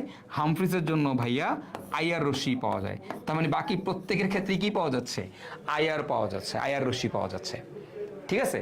তা এখন এই যে ইউভি, এই ইউভি রশ্মি খেয়াল করো, UV, visible, IR, IR, IR, IR, IR, দেখছো না? তো মনে রাখবা তরঙ্গ দৈর্ঘ্য মানে এই যে ওয়েভ মানে এই যে তরঙ্গ দৈর্ঘ্য, ঠিক আছে, ইউভি রশ্মির থেকে ভিজিবল লাইটের তরঙ্গ দৈর্ঘ্য বেশি, ভিজিবল লাইটের থেকে আইআরের তরঙ্গ দৈর্ঘ্য আরেকটু বেশি, ঠিক আছে। তাহলে দেখো ইউভির থেকে ভিজিবলের বেশি, সামনে নেক্সট ক্লাসে পড়াবো। ভিজিবলের থেকে আইআরের আর একটু বেশি, হ্যাঁ, ইউভির থেকে ভিজিবলের বেশি, ভিজিবলের থেকে আইআরের একটু তরঙ্গ দৈর্ঘ্য বেশি। তাহলে বলো তো এই একটা তরঙ্গ দৈর্ঘ্য কি হবে? তার থেকে আর একটু বেশি। এই একটা তরঙ্গ দৈর্ঘ্য তার থেকে আর একটু বেশি, এটার তরঙ্গ দৈর্ঘ্য তার থেকে আর একটু বেশি। তো এই জন্য যখন বলা হয় উপর থেকে নিচে নামে, এই উপর থেকে যদি নিচে নামে, উপর থেকে নিচে নামলো, হ্যাঁ, উপর থেকে নিচে নামলো, যদি উপর থেকে নিচে নামে তাহলে আমাদের তরঙ্গ দৈর্ঘ্য বৃদ্ধি পায়। তাহলে আমাদের কি পায় বলতো ভাই? উপর থেকে নিচে নামলে তরঙ্গ দৈর্ঘ্য, তরঙ্গ দৈর্ঘ্য, তরঙ্গ দৈর্ঘ্য, তরঙ্গ দৈর্ঘ্য ল্যামডার মান কি পায়? ল্যামডা বৃদ্ধি পায়, বৃদ্ধি পায়, ঠিক আছে। তাহলে বলো তো উপর থেকে নিচের দিকে নামলে তরঙ্গ দৈর্ঘ্য ল্যামডা কি পায়? বৃদ্ধি পায়। তাহলে আমি বলতে পারি উপর থেকে নিচে নামলে, উপর থেকে নিচে নামলে, উপর থেকে নিচে নামলে তরঙ্গ দৈর্ঘ্য বৃদ্ধি পায়। উপর থেকে নিচে নামলে তরঙ্গ দৈর্ঘ্য বৃদ্ধি পায়। উপর থেকে নিচে নামলে তরঙ্গ দৈর্ঘ্য বৃদ্ধি পায়। তার মানে আমরা বলবো লাইম্যানের থেকে বামারের তরঙ্গ দৈর্ঘ্য বেশি, বামার সিরিজ থেকে প্যাস্টেনের তরঙ্গ দৈর্ঘ্য আরেকটু বেশি, প্যাস্টেন থেকে ব্র্যাকেটের তরঙ্গ দৈর্ঘ্য আরেকটু বেশি, ব্র্যাকেট থেকে ফুন্ডের তরঙ্গ দৈর্ঘ্য আরেকটু বেশি, ফুন্ড থেকে হামফ্রিসের তরঙ্গ দৈর্ঘ্য আরেকটু বেশি। এরপর আরও আছে লুডভিগ, ফ্রান্সিস, ওগুলো তোমাদের দরকার নাই, হ্যাঁ, এই ছয়টা পড়লেই হবে, হ্যাঁ, তরঙ্গ দৈর্ঘ্য আরেকটু বেশি, মনে থাকবে তো? ওকে, তো এখন এই যে বলো তো তাইলে, তুমি একটু বলো তো তাইলে, হ্যাঁ, এই আইআরের থেকে এই আইআরের তরঙ্গ দৈর্ঘ্য কি বেশি না কম বলো তো? এই আইআরের থেকে এই আইআরের তরঙ্গ দৈর্ঘ্য কি বেশি? এই আইআরের থেকে এর তরঙ্গ দৈর্ঘ্য কি আরেকটু বেশি? এটা থেকে এর তরঙ্গ দৈর্ঘ্য কি আরেকটু বেশি, তাই না? তো এইখানে যে আইআরটা পাওয়া যায়, এই আইআরটার তরঙ্গ দৈর্ঘ্য সব থেকে কম। এইখানে যে আইআর রশ্মি পাওয়া যায়, সে আইআর রশ্মির তরঙ্গ দৈর্ঘ্য সব থেকে কম, তাই এটাকে বলা হয় নিয়ার আইআর। এটা কি বলতো? নিয়ার আইআর মানে ছোট আইআর, ঠিক আছে, এটা হচ্ছে ছোট আইআর, নিয়ার আইআর। তারপরেরগুলো মিডল আইআর, তারপরে এফআইআর, মানে এগুলো সামনে পড়াবো, এনআইআর, এমআইআর, এফআইআর, এগুলো সামনে পড়াবো, ঠিক আছে, পেরানোর কোনো দরকার নাই। আইআর রশ্মির প্রকারভেদ কি, চিকিৎসা ক্ষেত্রে ব্যবহার কি, এগুলো তোমাদের পড়াবো ইনশাল্লাহ, হ্যাঁ। এনআইআর, এমআইআর, এফআইআর এগুলো নিয়ে আলোচনা করবো, সো পেরানোর কোনো দরকার নাই আইআর রশ্মির। তুমি জাস্ট বুঝো প্রত্যেকটার ক্ষেত্রে আইআর পাওয়া যায়, আর খালি এটা মনে রাখো প্যাস্টেনের ক্ষেত্রে নিয়ার আইআর পাওয়া যায়, নিয়ার আইআর পাওয়া যায়। ঠিক আছে, আশা করি এইটুকু বুঝতে কারো কোনো সমস্যা হয়নি। এখন আমাকে বলো, এতক্ষণ পর্যন্ত যা পড়াইলাম মেন প্রতিপাদ্য বিষয় হচ্ছে বা ইলেকট্রন যেহান্তি আসুক না কেন, 1 নম্বর কক্ষপথের নাম এটা বলবো লাইমেন, 2 নম্বর কক্ষপথের নামলে বলবো বামার, 3 নম্বর কক্ষপথের নামলে বলবো পেস্টেন, 4 নম্বরে আসলে ব্র্যাকেট, 5 নম্বরে আসলে ফুন্ড, আর 6 নম্বরের নামলে হচ্ছে হামফ্রিস। এইটুক মোটামুটি আশা করি ক্লিয়ার হয়েছে সবার। হ্যাঁ, এবং এবং এটা আমরা জানি যে ভাইয়া এই লাইমেনের জন্য ইউভি, বামারের জন্য ভিজিবল লাইট, পেস্টেনের জন্য আয়ার, ব্র্যাকেটের জন্য আয়ার, ফুন্ডের জন্য আয়ার, হামফ্রিজের জন্য আয়ার। এবং আমরা এটা জানি উপর থেকে নিচে গেলে তরঙ্গ দৈর্ঘ্য বৃদ্ধি পায়। তার মানে লাইমেনের থেকে বামারের তরঙ্গ দৈর্ঘ্য বেশি, বামার থেকে পেস্টেনের বেশি, পেস্টেন থেকে ব্র্যাকেটের বেশি, ব্র্যাকেট থেকে ফুন্ডের বেশি, শেষ এভাবে। ঠিক আছে, আশা করি মোটামুটি প্রত্যেকের ক্লিয়ার হয়েছে। হ্যাঁ, আচ্ছা এখন শোনো, এখন এখানে নোট, একটা নোট মনে রাখি আমরা, তাহলে আমাদের জন্য সুবিধা হবে। নোটটা হচ্ছে নোট N1 ইকুয়াল টু হচ্ছে যেই কক্ষপথে আসবে, যেই কক্ষপথে আসবে, যেই কক্ষপথে আসবে। N1 ইকুয়াল টু কি, যেই কক্ষপথে আসবে। হ্যাঁ, আসবে। আর N2 ইকুয়াল টু হচ্ছে যেখান থেকে আসবে, যেখান থেকে আসবে। N1 হচ্ছে যেই কক্ষপথে আসবে, আর N2 হচ্ছে যেখান থেকে আসবে। ওকে, এটা জাস্ট মনে রাখো, একটু পরে N1 N2 কি বুঝাবো। N1 হচ্ছে কক্ষপথের সংখ্যা। হ্যাঁ, এগুলো একটু পরে প্রমাণ শিখাবো, সো প্যারানোর দরকার নাই। N1 আপাতত মনে রাখো, N1 কি, যেই কক্ষপথে আসবে, N2 কি, যেখান থেকে আসবে। ওকে, আচ্ছা এখন তোমরা আমাকে বলো তো, তোমরা আমাকে এখান থেকে বলবা যে ভাই লাইমেনের জন্য, আমার লাইমেনের জন্য N1 এর মানটা কত হবে বলো। লাইমেনের জন্য N1 এর মান কত? কি বলছি, N1 হচ্ছে যেই কক্ষপথে এসে থামবে, মানে যেই কক্ষপথে আসবে, আর N2 হচ্ছে যেখান থেকে আসবে। বলো লাইমেন হইতে হইলে কোন কক্ষপথে আসা লাগবে? তোমরা আমাকে বলো তো ভাইয়া, লাইমেন হইতে হইলে কোন কক্ষপথে এসে থামা লাগবে? কোন কক্ষপথে? 1 নম্বর। সাবাস, লাইমেন হইতে হলে অস্থির। তো আনন্দ লাগতেছে আমার তো আনন্দ লাগে কেরে। হ্যাঁ, ভালো লাগতেছে, তোমরা সবাই সঠিক উত্তর দিতেছো। উফ, বস বলাপান এক একটা ফিল করা শিখতে হবে, ফিল করে পারতে হবে। ঠিক আছে, তাহলে সব পারবি জীবনে। ওকে, কয় নম্বর কক্ষপথ? 1 নম্বর কক্ষপথ। ওকে, সাবাস। তাহলে N1 এর মান কত? N1 এর মান হচ্ছে 1। N1 এর মান হচ্ছে 1। তার মানে আমি এটা বুঝে গেলাম যে লাইমেন হইলে আমার N1 এর মান হবে 1, নো ডাউট। লাইমেন হইতে হইলে N1 সবসময় একই হইতে হবে, কারণ যেই কক্ষপথে আসবে, কোন কক্ষপথে? 1 নম্বর কক্ষপথে আসা লাগবে। এবার আমার কথা হচ্ছে N2 এর মান কত? N2 equal to what? তোমরা এবার আমাকে বলবা এখান থেকে N2 এর মান কত। মানে N1 ইকুয়াল টু 1, এটা নিয়ে কারো কোনো ডাউট নাই। আমার কোশ্চেন হচ্ছে NT ইকুয়াল টু হোয়াট, মানে কত নম্বর কক্ষপথ থেকে আসলে লাইমেন পাবো? কত নম্বর কক্ষপথ থেকে আসলে লাইমেন পাবো বলো তো ভাইয়া? ইনফিনিটি থেকে আসলে কি, ইনফিনিটি থেকে 1 নম্বরে আসছে লাইমেন পাবো। আচ্ছা, 7 নম্বর থেকে 1 নম্বর আসছে লাইমেন পাবো। 6 নম্বর থেকে আসছে লাইমেন পাবো। 5 নম্বর থেকে আসছে লাইমেন, 4 নম্বর থেকে আসছে লাইমেন, 3 নম্বর থেকে আসছে লাইমেন, 1 নম্বর থেকে আসছে লাইমেন। মানে যেখান থেকেই আসুক না কেন, যদি 1 নম্বর কক্ষপথে, সেটা কি লাইমেন না? তাহলে 2 নম্বর কক্ষপথ থেকে 1 নম্বর কক্ষপথে আসছে লাইমেন। তার মানে কি, তার মানে যেখান থেকে আসুক না কেন, তার মানে হচ্ছে আমার আসলে ভাইয়া এই N2 এর মান 2 থেকে শুরু করে 2, 3, 4, 5 ডট ইনফিনিটি। যেখান থেকে আসুক না কেন, এই যেহান্তে আসুক না কেন আমার দেহার বিষয় না। কইতে আইতেছেন মুরব্বী, এটা আমার দেহার বিষয় না। মুরব্বী যেহান্তে আসুক। হ্যাঁ, কোনো ঘটনাই না। ঘটনা হচ্ছে 1 নম্বর কক্ষপথে আসছে কিনা। যদি 1 নম্বর কক্ষপথে আসে, তাহলে সেটাকে আমরা বলবো লাইমেন। তাহলে N1, তাহলে লাইমেন সিরিজের জন্য N1 এর মান সবসময় কত হবে? 1। আর N2 এর মান এনিথিং, এক বাদে যে কোনো কিছু, মানে একের উপরে যে কোনো কিছু হইতে হবে। ওকে, তাহলে এবার তোমাদের কাছে কোশ্চেন হচ্ছে, তোমরা এখন আমাকে বলবা ভাইয়া আমার এই বামার সিরিজের জন্য N1 এর মানটা কত হবে, মানে কত নম্বর কক্ষপথে আসলে আমরা বামার সিরিজ পাবো। N1 মানে কোন কক্ষপথে আসবে। তো বামার সিরিজ পাইতে হলে আমার কোন কক্ষপথে আসা লাগবে ভাইরা বলো তো? বামার সিরিজ পাইতে হলে আমাদের কোন কক্ষপথে আসা লাগবে? বামার সিরিজ যদি পাইতে হয় তাহলে আমাদের কোন কক্ষপথে আসা লাগবে? তোমরাই বলো 2 নাম্বার। সাবাস, বামার সিরিজ পাইতে হলে কয় নাম্বার? 2 নাম্বার।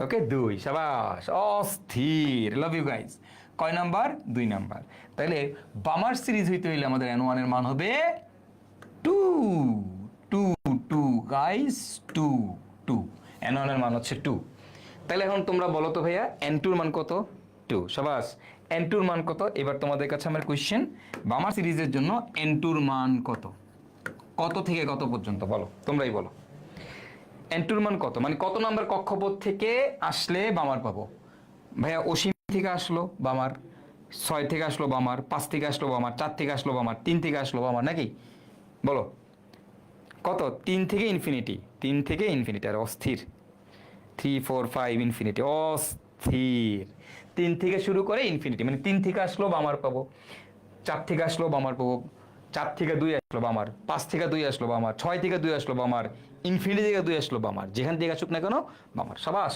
অস্থির তোরা বস তাহলে 3 4 5 6 dot dot dot dot infinity infinity guys that's it okay fine এবার তাহলে এখন তোমাদের কাছে আমার কোশ্চেন এরপরে কোশ্চেন এবার তাহলে তোমরা এখন বলো পেশেনের জন্য n1 এর মান কত পেশেনের জন্য আমাদের n1 এর মান হবে 3 নাম্বার কক্ষপথে আসবে আর এই পেশেনের জন্য n1 এর মান যদি 3 হয় তাহলে এখন তোমরা আমাকে বলবা যে ভাই পেশেনের জন্য আমার n2 এর মান কত পেশেনের জন্য n2 equal to what n2 equal to what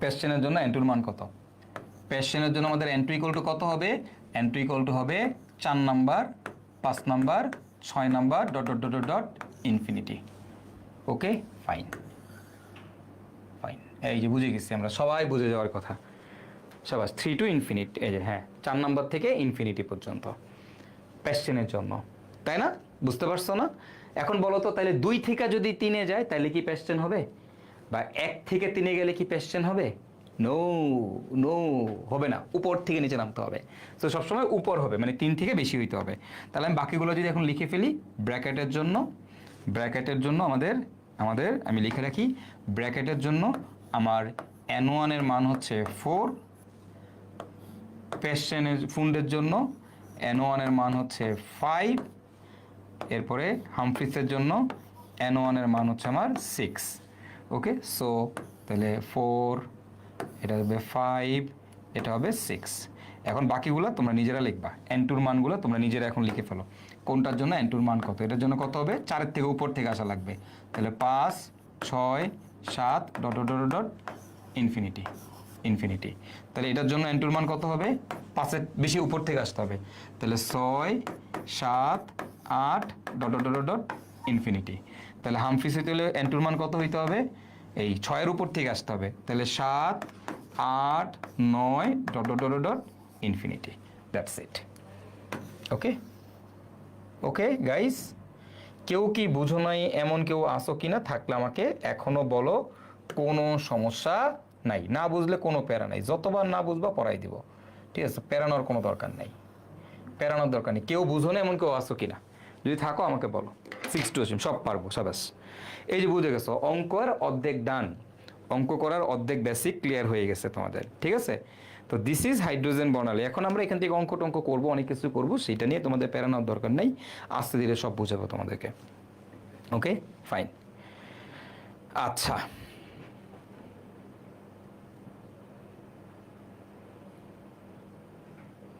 ঠিক আছে ওকে ক্লিয়ার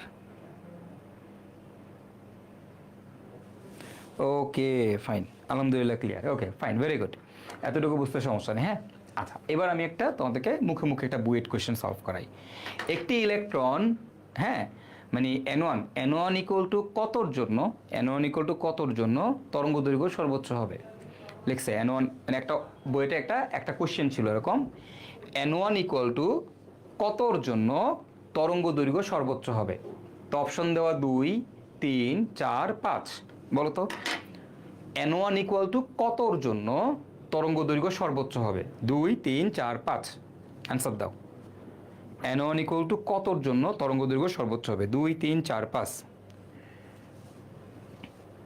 2 3 4 5 অপশন হচ্ছে 2 3 4 5 অপশন হচ্ছে 2 3 4 5, মানে বলছে N1, মানে এইখানে যে অপশন আছে এগুলোর মধ্যে কোনটার জন্য সর্বোচ্চ হবে? 5। অস্থির অস্থির, বুঝে গেছো সবাই কনসেপ্ট, সবাই বুঝে গেছে কনসেপ্ট। এই তানবীর মুতাদ্দের, তুমি তো ভুল করো না, ঠিক করে ফেলছে ছেলে, ঠিক আছে সাবাস। 5 কেন 5? কারণ উপর থেকে নিচে গেলে তরঙ্গ দৈর্ঘ্য বাড়ে। তো দেখো 5-এর জন্য আমরা পাবো ফুন সিরিজ, তাই না? 5-এর জন্য আমরা পাবো ফুন সিরিজ। ওকে, এই তহিদুল ভুল করো না, তহিদুল ইসলাম ভুল করছো। N1 = N1 যদি 5 হয় তার মানে কি ফুন্ড, তাহলে কোনটা তরঙ্গ দৈর্ঘ্য বেশি? ফুন্ডের তরঙ্গ দৈর্ঘ্য কি অন্যগুলোর থেকে বেশি না, যেই অপশানে যেগুলো আছে সেগুলোর থেকে? ওকে ঠিক আছে, ঠিক আছে। তো তোমাদেরকে ভাইয়া হচ্ছে জাস্ট 2 মিনিটের একটা ব্রেক দিচ্ছি, জাস্ট 2 মিনিটের ব্রেক। 2 মিনিটের মধ্যে ভাই চলে আসবো, এর মধ্যে আমরা এরপর আইসা একটা চমৎকার জিনিস শিখবো, ঠিক আছে? এটা একটু সবাই রিভিউ করো।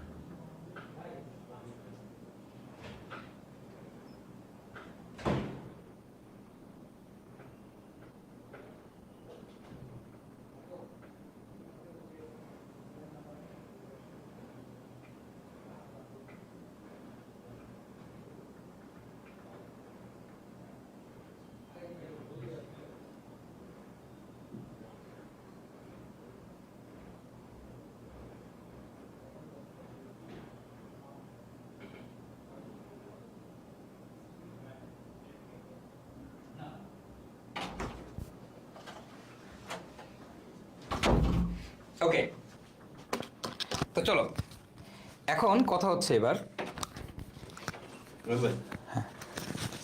আরে অফলাইনে, আরে আরে ও মাই গড, ক্লাসের মাঝখানে তোমাদের কাব্য ভাই এসে আমাকে টাকা দিয়ে গেছে, কাব্য ভাই কত ভালো না, ইস কি ভালো লাগতেছে। এ কাব্য আজকে কোনা এই তুই খাওয়াবি আগে আজকে। আজকে না আজকে নাই আমার সঙ্গে। না আসলে নেই আজকে ভালো দিতে হবে। আচ্ছা ঠিক আছে, রুম না দিলে সমস্যা আছে। কালকে 9টার মধ্যে হুম চলো। তো এবার হচ্ছে, তো আমরা মোটামুটি এইটুক শিখলাম তাই না? তো এইটুক পর্যন্ত আমাদের থাকুক আপাতত, হ্যাঁ? তাহলে আমরা অঙ্ক করব কিভাবে, যে ইলেকট্রন যখন উপর থেকে নিচে নামে, তো ইলেকট্রন থেকে উপর থেকে নিচে নামলে ইলেকট্রন কি করে? এই হ্যাঁ যে উপর থেকে নিচে লাফে নামছে কি করে? হ্যাঁ শক্তির বিকিরণ করে। কি করে? শক্তির বিকিরণ করে। আর তার এই শক্তির বিকিরণ থেকেই আমরা কি পাই? তার এই শক্তির বিকিরণ থেকেই আমরা কি পাই ভাইয়ারা বলো তো? তার এই শক্তির বিকিরণ থেকেই আমরা বর্ণালী পাই। ইলেকট্রন যখন উপর থেকে নিচে নামে হ্যাঁ শক্তির বিকিরণ করে, আর তার শক্তির এই বিকিরণ থেকে আমরা কি পাই? বর্ণালী পাই। তার শক্তির এই বিকিরণ থেকে আমরা কি পাই? বর্ণালী পাই, তাই না? তাই তো, এটাই তো আমরা মোটামুটি কম বেশি সবাই জানি নাকি? জানো তো নাকি? না জানলে বলো, জানাই দিব, কোনো সমস্যা নেই, কোনো সমস্যা নেই। এখন তোমরা আমারে বলো, এবার তোমরা আমাকে বলো, এখন এইখান থেকে আমরা বলবো যে দেখো এটা আমরা মোটামুটি কম বেশি সবাই জানি, হ্যাঁ? আচ্ছা, তো মোটামুটি এটা দেখলাম হাইড্রোজেন বর্ণালীর ক্ষেত্রে। হাইড্রোজেন বর্ণালীর ক্ষেত্রে কি হয়? শক্তির বিকিরণ হয়। হাইড্রোজেন বর্ণালীর ক্ষেত্রে কি হয়? কি হয়? শক্তির বিকিরণ হয়। এই জায়গাটাতে আমাদের শক্তির বিকিরণ হয়, কারণ এটা আমরা বিকিরণ বর্ণালী নিয়ে কাজ করি, বিকিরণ হয়। ওকে, শক্তির বিকিরণ হয়। এখন আমাকে একটা কথা বলো তো, এরা শুধুমাত্র কার জন্য প্রযোজ্য? লাইম্যান বাকেট, ফ্রান্সুস, এই যে সিরিজগুলো বললাম, এগুলো শুধুমাত্র আমার কার জন্য প্রযোজ্য? এগুলো শুধুমাত্র আমার হাইড্রোজেনের জন্য প্রযোজ্য। কার বর্ণালী? শুধুমাত্র হাইড্রোজেনের বর্ণালী। এগুলো শুধুমাত্র কার বর্ণালী? হাইড্রোজেনের বর্ণালী। মনে যেন থাকে। ওকে, আমি কিন্তু একটু পরে কিন্তু প্রশ্ন করবো আগামী ক্লাসে। এগুলো শুধুমাত্র কার বর্ণালী? শুধুমাত্র হাইড্রোজেনের বর্ণালী। মনে থাকে যেন। ওকে, আচ্ছা, এরপরে আসো, এগুলো হাইড্রোজেনের বর্ণালী এবং এগুলো শুধুমাত্র কার জন্য হয়? বিকিরণের জন্য, কোনো শোষণের জন্য হবে না, বিকিরণের জন্য। তো এগুলো শক্তির বিকিরণ হয়, এটা মোটামুটি আমরা দেখলাম। হ্যাঁ, তো এখন এই শক্তির বিকিরণ হয়, এই কোন কক্ষপথ থেকে কোন কক্ষপথে লাফায় আসলে কত শক্তির বিকিরণ হবে, এটা আমরা আসলে কিভাবে বুঝবো এই শক্তির বিকিরণ কত থেকে কত হবে? তো দেখো, আমরা কম বেশি সবাই মোটামুটি জানি যে আমাদের nতম কক্ষপথে কোন একটা পরমাণুর শক্তি কত, বলো তো দেখি, তোমরা বলো তো। nতম কক্ষপথে ইলেকট্রনের শক্তি কত, বলো তো? nতম কক্ষপথে আমাদের ইলেকট্রনের শক্তি কত? মোটামুটি আমরা সবাই জানি। সূত্রটা কি তোমাদের মনে আছে? nতম কক্ষপথে ইলেকট্রনের শক্তির সূত্রটাকে আমাদের কম বেশি সবারই মনে থাকার কথা। En ইকুয়াল টু কত হবে বলো তো? তোমাদের মনে আছে কিনা? nতম কক্ষপথে ইলেকট্রনের শক্তি কত? nতম কক্ষপথে ইলেকট্রনের শক্তি কত? nতম কক্ষপথে ইলেকট্রনের শক্তি কত? মানে একটা ফর্মুলা আছে যেটা তোমাদের এয়ার ভাইয়া পড়াইছে। কেউ কি বলতে পারবা কত ছিল শক্তি? কত বলো তো দেখি। এটা হচ্ছে এরকম -2, দেখো একটা ফর্মুলা ছিল আমাদের, এটা তোমাদের মনে পড়ে কিনা? -2 pi square m e⁴ divided by n square h square. -2 pi square m e⁴ divided by n square h square, n square h square. Okay, আচ্ছা, এই সূত্র কি তোমরা দেখছো? এই সূত্র তোমাদের এয়ার ভাইয়া পড়াইছে। তো এই জায়গাতে দেখো সবাই ধ্রুবক রাশি। হ্যাঁ, এখানে খেয়াল করে দেখো, প্রত্যেকেই তোমার ধ্রুবক কে খেয়াল করে দেখো। 2 একটা ধ্রুবক। দেখো 2 এর মান আজকে 2, আগামীকালকে এটা লিখলে তুমি কত কইবা? 2 কইবা। পরশুদিন এটা দেখলে কত কইবা? 2 কইবা। ভাই 2 বছর পরে এই বোর্ডের মধ্যে লেখা দেখলে কি কইবা? 2 কইবা। মানে এর মান কি কোনো চেঞ্জ হচ্ছে? না, চেঞ্জ হচ্ছে না। তার মানে 2 এটা একটা কি? ধ্রুবক। পাই এর মান এটা একটা কি? ধ্রুবক। পাই এর মান এটাও কি? একটা ধ্রুবক। ঠিক আছে, খেয়াল করো এম এর মান এটাও একটা কি বলো তো? ধ্রুবক। এটাও একটা কি আমাদের ধ্রুবক। এম এর মান এটাও আমাদের একটা কি? ধ্রুবক, তাই না? এগুলা প্রত্যেকেই কিন্তু আমাদের একটা করে একটা কি বলতো ভাইয়া? ধ্রুবক রাশি। এই প্রত্যেকেই আমাদের একটা করে ধ্রুবক রাশি। আচ্ছা, এখন এটা কার জন্য? বলো। 2 pi square m e⁴ divide by n square by h square, n square by h square. এইটা আমাদের কার জন্য? এটা আমাদের কার জন্য বলো তো ভাইয়ারা? হাইড্রোজেনের জন্য। তো অ্যাকচুয়ালি যদি যে কোনো পরমাণুর কথা চিন্তা করো, তাহলে এই জায়গায় কিন্তু একটা রাশি আছে z স্কয়ার। কি আছে? z square. এখন তুমি খেয়াল করো, 2 ধ্রুবক রাশি, পাই ধ্রুবক রাশি, ইলেকট্রনের আমাদের যে m ভর, ই, h স্কয়ার, এগুলো সব কিন্তু ধ্রুবক রাশি। প্রত্যেকটা জিনিসই কিন্তু আমাদের ধ্রুবক রাশি। তো এই ধ্রুবক রাশিকে তুমি যদি SI এককে ক্যালকুলেশন করো, তাহলে এই প্রত্যেকটা ধ্রুবকরে বাদ দিলে তুমি দেখবা n হচ্ছে কক্ষপথের সংখ্যা, z হচ্ছে পারমাণবিক সংখ্যা। তো কোন পরমাণু নিয়ে কাজ করতেছি? এটা তো ধ্রুবক না। হাইড্রোজেন হইতে পারে, হিলিয়াম, লিথিয়াম, অন্য যে কোনো পরমাণু হইতে পারে। আবার n কোন কক্ষপথের শক্তি বের করতেছে? এটাও তো ধ্রুবক না। এইটা বাদ দিয়ে বাকি যা আছে সব হচ্ছে আমাদের ধ্রুবক রাশি। এগুলো তোমাদের এয়ার ভাইয়া পড়াইছে, এবং এখান থেকে ক্যালকুলেশন করলে এই ধ্রুবকগুলোর মান বসাইলে আসবে 2.18 × 10⁻18, উপরে থাকবে z square by n square, এবং এটার এককটা হবে জুল এককে। জুল এককে। কোন এককে থাকবে বলো তো ভাইয়েরা? জুল এককে থাকবে। বুঝতে পারছো? Z square 2.18 minus 2.18 into 10⁻18 Z square by N square into joule এককে থাকবে। কোন এককে? জুল এককে। তো এইটা হচ্ছে আমাদের কি বলতো, এইটা হচ্ছে আমাদের এটার একটা শর্টকাট ফর্মুলা, এবং এই ফর্মুলাটা পরীক্ষায় অ্যাপ্লাই করা যায়। তুমি লিখতে পারবা ইএন ইকুয়াল টু, এটা লিখতে পারবা। কেন পরীক্ষায় এই ফর্মুলাটা অ্যাপ্লাই করা যায়? বিকজ এগুলা ক্যালকুলেশন করলে আলটিমেটলি এইটাই আসে। ঠিক আছে, তুমি ফার্স্টে সূত্রটা লিখবা, লিখে বলবা প্রতিটি ধ্রুবকের মান বসিয়ে পাই, প্রতিটি এভাবে লিখবা, প্রতিটি ধ্রুবকের মান বসিয়ে পাই, ডিরেক্ট এই লাইন লিখবা, ডিরেক্ট এই লাইন লিখবা। এবং এই জিনিসটাকে তুমি যদি পরবর্তীতে এই জুলকে ইলেকট্রন ভোল্টে কনভার্ট করো, তাহলে এটা আসবে minus 13.6 Z square by N square electron volt. Z square by N square electron volt. ঠিক আছে, ইলেকট্রন ভোল্ট। তো কিভাবে এটার ইলেকট্রন ভোল্টে কনভার্ট করে দেখো, 1 ইলেকট্রন ভোল্ট ইকুয়াল টু হচ্ছে 1.6 10⁻⁻19 জুল। এখানে আমরা নোটটা লিখে রাখি, 1 ইলেকট্রন ভোল্ট ইকুয়াল টু হচ্ছে 1.6 ইন্টু 10⁻⁻19 জুল। তো তুমি এইটাকে, এই মানটাকে 10⁻⁻8 না 18, সরি, এই জায়গায় হবে 18, এই জিনিসটাকে ওইটা দিয়ে ভাগ করে দাও, তাইলেই তোমার অ্যান্সারটা চলে আসবে। দেখো 2.18 ইন্টু 10⁻⁻18, হ্যাঁ, এটাকে আমি ভাগ দিব কত দিয়ে? এটাকে আমি ভাগ দিব 1.6 ভাগ দিব 10⁻⁻19। সো ক্যালকুলেশন করলে আসে 13.6। তার মানে আমরা এখান থেকে পাবো 13.6 Z square by N square electron volt. তো দেখো দিস ইজ দ্য এইটারই এই ফর্মুলাটারই শর্টকাট ভার্সন হচ্ছে এই দুইটা, এই ফর্মুলাটারই শর্টকাট ভার্সন হচ্ছে এই দুইটা। ঠিক আছে, তাহলে এখন এইবার এইখান থেকে আমরা যেটা করব, এইবার এই জায়গা থেকে আমরা আমাদের ক্যালকুলেশনগুলো করব। ওকে, তো এখন ধরো আমি তোমাকে বললাম ফর হাইড্রোজেন পরমাণু, একটু এখানে আমরা লিখব ফর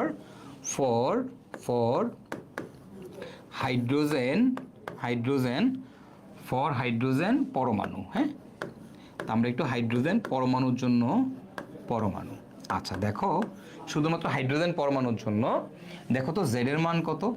ফর হাইড্রোজেন পরমাণু জেড ইকুয়াল টু 1, জেড এর মান 1। জেড মানে কি? পারমাণবিক সংখ্যা। জেড মানে কি? পারমাণবিক সংখ্যা। ওকে, জেড ইকুয়াল টু হচ্ছে পারমাণবিক সংখ্যা। এগুলা তোমরা আগের ক্লাসে পড়ছো, পারমাণবিক সংখ্যা। হ্যাঁ, এটা এর ভাইয়া পড়াইছে। এবং পারমাণবিক সংখ্যা কত? 1। তাহলে আমরা লিখলাম ফর হাইড্রোজেন পরমাণু জেড ইকুয়াল টু পারমাণবিক সংখ্যা, আর আমাদের পারমাণবিক সংখ্যাটা কত বলো তো? 1। ওকে, দিস ইজ ইট। তো এখন এবার খেয়াল করো, এটা কার জন্য বের করছি? হাইড্রোজেনের জন্য। এটা কার জন্য বের করছি? হাইড্রোজেনের জন্য, তাই না? আচ্ছা, এখন তুমি এবার একটু খেয়াল করো, এইবার এখান থেকে আমরা কিছু ক্যালকুলেশন করব। ক্যালকুলেশন কি? দেখো তো, হাইড্রোজেনের 1 নাম্বার কক্ষপথে আমি যদি তোমাকে বলি 1 নাম্বার কক্ষপথ n ইকুয়াল টু 1 হলে এবার তুমি বলো তো আমাদের শক্তির মান কত? n ইকুয়াল টু 1 হলে শক্তি মানে 1 নাম্বার কক্ষপথের শক্তির মান কত ইলেকট্রনের? তো আমি কি করব, n এর মান বসাবো 1, z এর মানও বসাবো 1। জাস্ট বেসিক শেখাচ্ছি কিছু। হ্যাঁ, n এর মান বসাবো 1, z এর মানও বসাবো 1। তাহলে এখন তুমি একটা কাজ করো, 1 নম্বর কক্ষপথে শক্তির মান কত? আমরা যদি একটু দেখি 1 নম্বর কক্ষপথে শক্তির মান কত, জাস্ট বের করে দেখো, ক্যালকুলেশন করলে আসবে মাইনাস 13.6 ইলেকট্রন ভোল্ট। বসায় দাও, এই যে মাইনাস 13.6, z এর মান বসাও 1 এবং n এর মান বসাও 1, তাহলে 1 জাস্ট 13.6 ইলেকট্রন ভোল্ট। ঠিক আছে, সিম্পল, জাস্ট ফর্মুলার মধ্যে বসাও 13.6 ইলেকট্রন ভোল্ট। বলো তো ভাইয়া n ইকুয়াল টু 2 হলে আমাদের শক্তির মান কত হবে? n ইকুয়াল টু 2 হলে আমাদের শক্তির মান কত হবে? এটা একটু ক্যালকুলেশন করে বের করো তো, তোমরা করে আমাকে অ্যান্সার দাও, তোমরা যেটা বলবো আমি সেটাই বসাবো এখানে।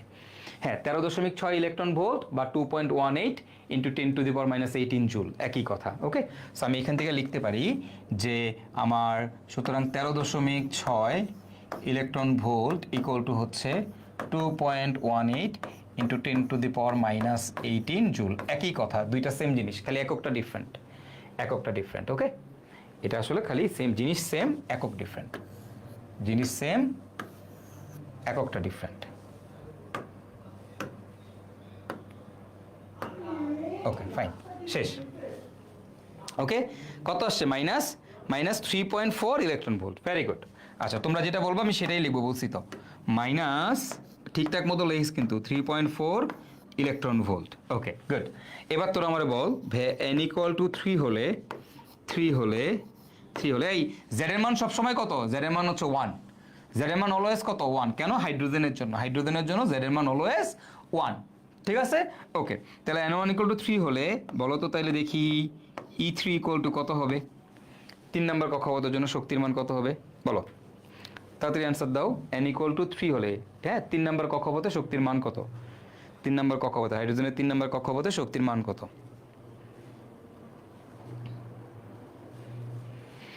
শক্তির মান কত হাইড্রোজেনের? Minus 1.5 electron volt. Okay, minus 1.5 electron volt. Okay, minus 1.5 electron volt, 5-1। হ্যাঁ, আচ্ছা ঠিক আছে, 1.5 একই কথা, সমস্যা নেই। এবার তোমরা আমাকে বলবা 4 নম্বর কক্ষপথ n = 4 হলে সেই কক্ষপথে শক্তির মান কত? সেই কক্ষপথে শক্তির মান কত? n = যদি 4 হয় তাহলে সেই কক্ষপথে আমাদের শক্তির মান কত বলো? সেই কক্ষপথে আমাদের শক্তির মান কত?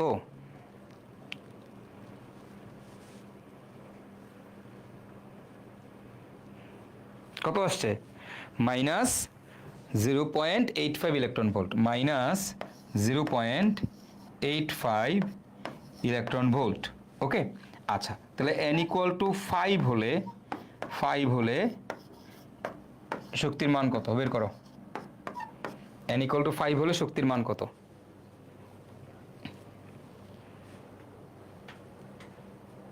আচ্ছা, মাইনাস সূত্রের মাইনাস, দেখো সূত্রটা যখন প্রতিপাদন করা হয় তখনই মাইনাস। আচ্ছা বলো, 0.544।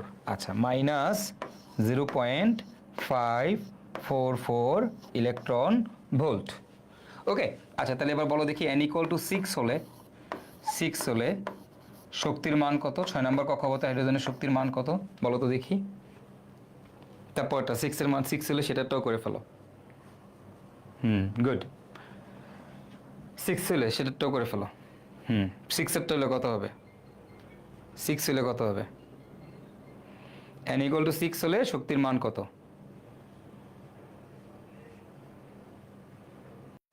তরঙ্গ দৈর্ঘ্যের মান মনে রাখার কোনো দরকার নেই। হ্যাঁ, একজন লেখছে তরঙ্গ দৈর্ঘ্যের মান মুখস্থ করার কোনো দরকার নেই। 0.77। আচ্ছা, মাইনাস 0.378 ইলেকট্রন ভোল্ট। সাবাস। তাহলে দেখো, আমার একটা হাইড্রোজেন পরমাণুর আমি মোটামুটি পেয়ে গেলাম, তাই না? এখন তুমি আমাকে বলো তো, যে কোন কক্ষপথের শক্তি সব থেকে বেশি? এখানে যেই কয়টা লিখলাম তার মধ্যে কোন কক্ষপথের শক্তি সব থেকে বেশি বলো? এখানে যেগুলো লিখলাম তার মধ্যে আমার কোন কক্ষপথের শক্তি সব থেকে বেশি? তোমরাই বলো, এগুলোর মধ্যে কোন কক্ষপথের শক্তি সব থেকে বেশি? কোন কক্ষপথের শক্তি সব থেকে বেশি আমাদের বলো, কোন কক্ষপথের শক্তি সব থেকে বেশি? একজনে বলছে ফার্স্ট, বাকিরা বলতেছে 6, আবার একজন বলছে ফার্স্ট। ওকে, প্রথম কক্ষপথ, কেউ বলতেছে 6 কক্ষপথ। দেখো একটু খেয়াল করো, এটার সামনে কিন্তু মাইনাস আছে। দেখ, এটার সামনে মাইনাস আছে। এখন তুই বলবি -2 বড় না -6 বড়? -2 বড়, -2 বড়, নট -6। সো এই ভুলটা তোমরা অনেকেই করো, এটা একটা খুব মুদ্রা দোষ অনেকেরই। তুমি এখানে সংখ্যাটার দিকে তাকাইছো 13.6, কিন্তু দেখো সামনে একটা কি আছে? মাইনাস আছে বোকা, মাইনাস আছে সামনে। তাহলে -2 বড় না -6 বড়? কে বড়? -6 বড়, -2 ছোট। সরি, -2 বড়, -6 ছোট। সো তার মানে এই 1 নম্বর কক্ষপথের শক্তি সব থেকে কম। এই আপাতত এখানে যেটা লিখছি তার মধ্যে 6 নম্বর কক্ষপথের শক্তি সব থেকে বেশি। তো এইবার এইখান থেকে খেয়াল করো, এইবার তোমাদেরকে একটা মজার জিনিস ভাই শিখাবো। ওকে, দেখো খেয়াল করো, এই যে দেখো, এইটা হচ্ছে আমাদের 1 নম্বর কক্ষপথ। এটা হচ্ছে আমার 1 নম্বর কক্ষপথ, ঠিক আছে? এটা হচ্ছে আমার 1 নম্বর কক্ষপথ। এর নাম দিলাম আমি হচ্ছে E1 কক্ষপথ। কোন কক্ষপথ? E1 কক্ষপথ। ওকে, এখন তুমি দেখো, যদি তোমাকে বলা হয় 2 নম্বর কক্ষপথ, একটু তাকায় দেখো, এই হচ্ছে 1 নম্বর কক্ষপথের শক্তি এই জায়গায়, এই যে দেখো, এই যে হচ্ছে 1 নম্বর কক্ষপথ। হ্যাঁ, এখন তোমার আমি বললাম ভাই আমাদের 2 নম্বর কক্ষপথ। তাহলে 2 নম্বর কক্ষপথটা কেমন হবে? এর থেকে শক্তি বেশি। তাহলে এর থেকে শক্তি বেশি মানে কি উপরে থাকবে। এই হচ্ছে 2 নম্বর কক্ষপথ। 1 নম্বর কক্ষপথ থেকে দেখো 2 নম্বর কক্ষপথের শক্তি বেশি। আচ্ছা ঠিক আছে, এরপরে 3 নম্বর কক্ষপথের শক্তি কি এর থেকে আরেকটু বেশি। তাহলে দেখো এখন এবার খেয়াল করো আমাদের 3 নম্বর কক্ষপথ। 3 নম্বর কক্ষপথের শক্তি কি আরেকটু বেশি। আচ্ছা ফাইন। এবার দেখো আমাদের 4 নম্বর কক্ষপথ। 4 নম্বর কক্ষপথের শক্তি কি হবে বলো তো ভাইয়ারা? আরেকটু, এই দেখো 4 নম্বরটা কি আরেকটু বেশি, আরেকটু বেশি। ঠিক আছে, এরপরে দেখো আমাদের 5 নম্বর কক্ষপথ। 5 নম্বর কক্ষপথের শক্তি কি আরেকটু বেশি। আচ্ছা, এরপরে দেখো আমাদের 6 নম্বর কক্ষপথ। 6 নম্বর কক্ষপথের শক্তি কি দেখো তো, 6 নম্বর কক্ষপথ। হ্যাঁ, এখন তুমি খেয়াল করো, এবার আমাদের 6 নম্বর কক্ষপথ। এখন 6 নম্বর কক্ষপথের শক্তি কি দেখো তো ভাইয়ারা? এর থেকে আরেকটু বেশি। আচ্ছা, একটু খেয়াল করো এবার, এবার সবাই একটু খেয়াল করো ভাই। আপনি 1 নম্বর কক্ষপথ আর 2 নম্বর কক্ষপথ, এটা আমাদের 3 নম্বর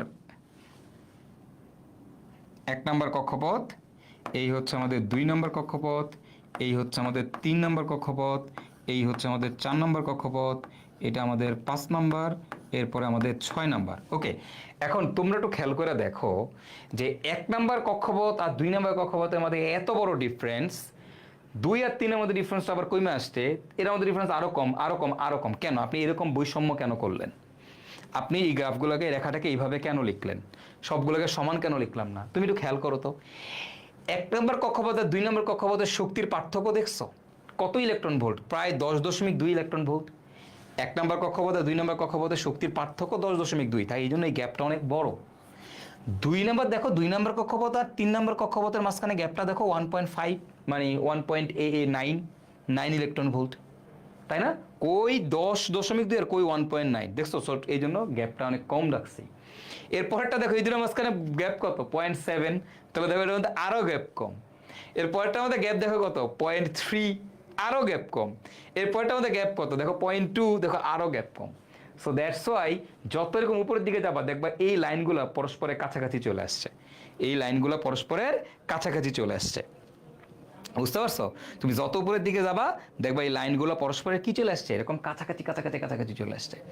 তো এই জন্য তোমার বইতে এই হাইড্রোজেন বর্ণালীর যে চিত্রটা দেওয়া, সেখানে এরকম একটা চিত্র দেওয়া, এবং তোমরা কেউ আসলে এটা ফিলও করো না, বা তোমরা কেউ এইভাবে পড়তেও চাও না, তোমরা খালি পড়ে যাও। কিন্তু তুমি আসলে এটা বুঝো নাই যে কেন 1 নম্বর আর 2 নম্বর মাঝখানে এত বড় গ্যাপ দিল, উপরেগুলোর মাঝখানে এরকম ছোট ছোট ছোট ছোট গ্যাপ দিয়ে গেল। কেন এরকম ছোট ছোট এত ক্লোজ, আর 1 আর 2 এর মধ্যে এত বড় গ্যাপ কেন? এটা তোমরা ফিল করো না, বাট চিত্রটাই এরকম, চিত্রটা এরকম। তো এই চিত্রটা আসলে ফিল করলেই তুমি আসলে বিশাল বড় একটা আইডিয়া পেয়ে যাও, বিশাল বড় একটা কনসেপ্ট পেয়ে যাও। তো এখন তোমরা আমাকে বলবা এখান থেকে, ভাই একটা ইলেকট্রন যদি জাম্প করে, একটা ইলেকট্রন যদি তোমার জাম্প করে, হ্যাঁ একটা ইলেকট্রন যদি জাম্প করে আমাদের এই ইনফিনিটিতম কক্ষপথ থেকে, ইলেকট্রন যদি জাম্প করে এই 1 নম্বর কক্ষপথে আসে, তাইলে আমরা কোন সিরিজ পাবো? কোন সিরিজ পাবো বলো তো দেখি ভাইয়া? লাইমেন। এইখান থেকে আসলে কি পাবো? লাইমেন। এইখান থেকে আসলে কি পাবো? লাইমেন। এইখান থেকে আসলে কি পাবো? লাইমেন, তাই না? যেখান থেকে আসুক না কেন আমরা কি পাচ্ছি? লাইমেন। এবার তোমরা আমাকে বলবা, হ্যাঁ তোমরা বলো এইখান থেকে আসলে কি পাবো? লাইমেন। বা ইলেকট্রন উপর থেকে, এই যে এইখান থেকে যদি আসে তাইলেও কি পাবো? লাইমেন। যেখান থেকে আসুক না কেন তুমি কি পাবা? লাইমেন সিরিজ পাবা। কি পাবা?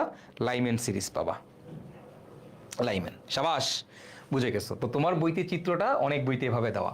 আমি তো তোমাদেরকে এইভাবে তো বুঝাইলাম না ইলেকট্রন, তো কক্ষপথগুলো দিয়ে দেখাইছি, কিন্তু তোমার বইতে কক্ষপথ না দিয়ে এভাবে শক্তির গ্রাফ দিয়ে দেখাইছে। তো এখান থেকে আসলে লাইমেন। ঠিক আছে, এখন তুমি আমাকে এবার বলো তো ভাইয়ারা, তুমি এবার আমাকে বলবা এই ইলেকট্রন যদি এবার দেখো খেয়াল করো, এখন এই ইলেকট্রন যদি আমাদের এবার মনে করো যে ইলেকট্রন আমাদের কোত্থেকে আসলো, যে মনে করো এবার ইলেকট্রন আমাদের আসলো হচ্ছে 6 নম্বর কক্ষপথ থেকে। সাপোজ এই 6 নম্বর কক্ষপথ থেকে 2 নম্বর কক্ষপথে আসছে। ইলেকট্রন আমাদের 6 থেকে 2 নম্বর কক্ষপথে আসছে। যদি ইলেকট্রন আমাদের 6 থেকে 2 নম্বর কক্ষপথে আসে, 6 নম্বর কক্ষপথ থেকে, এই ধরো এটা থেকে, এটা হচ্ছে 6 নম্বর, এই 6 থেকে 2 নামছে, তাহলে তার নাম কি হবে? বামার। ইলেকট্রন যদি 6 থেকে 2 নামে তাহলে তার নাম কি হবে? বামার সিরিজ।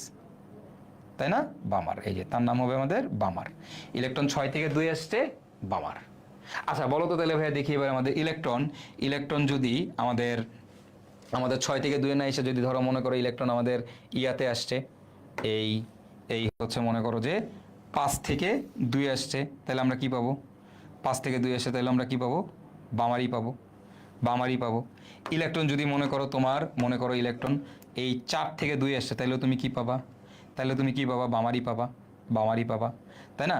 এবার মনে করো যে ইলেকট্রন তোমার মনে করো যে এই যে এখান থেকে আসছে, তাহলে তুমি কি পাবা? তাহলে তুমি কি পাবা? বামারই পাবা।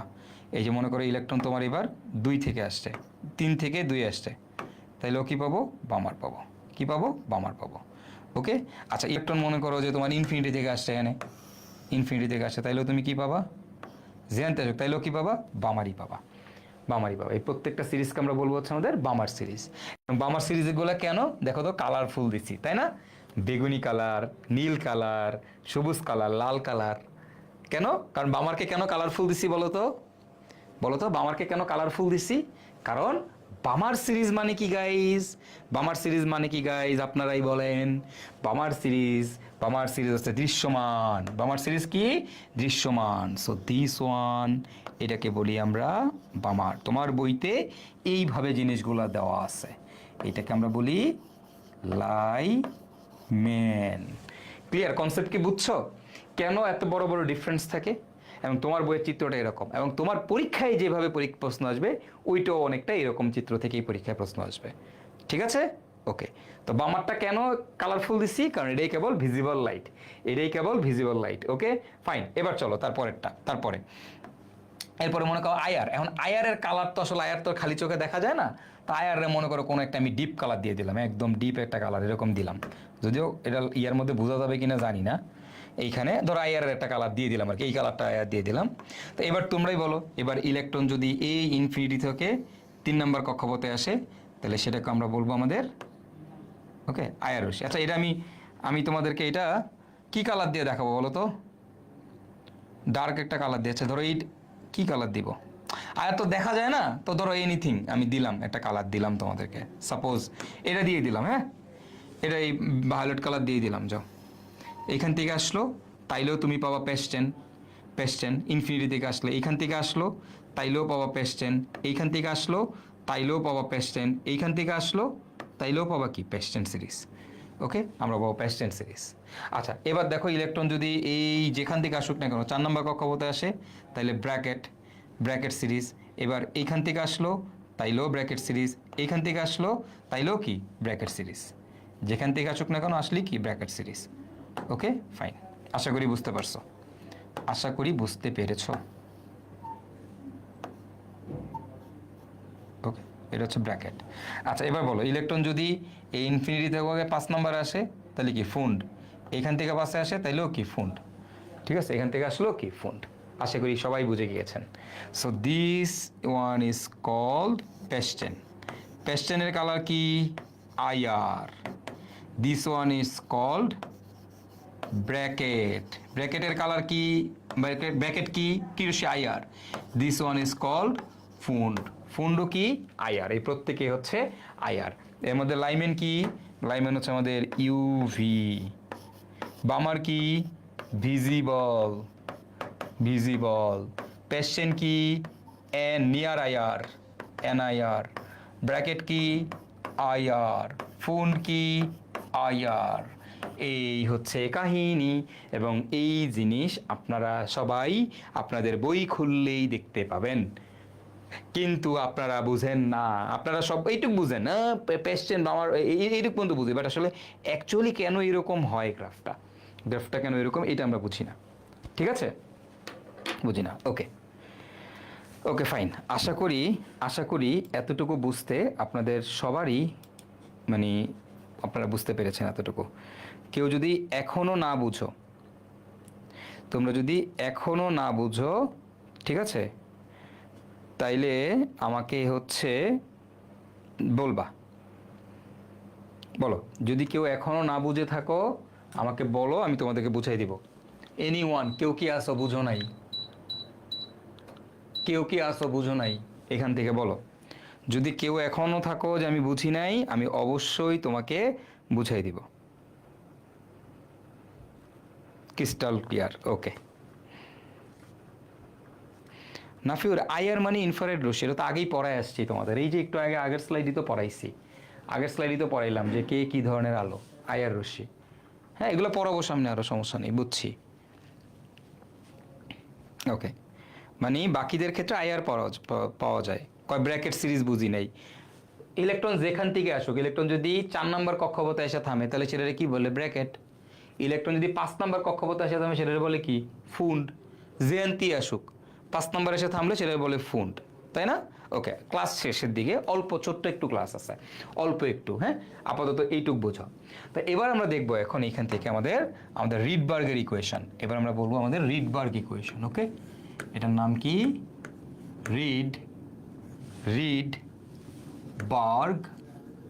Rydberg equation.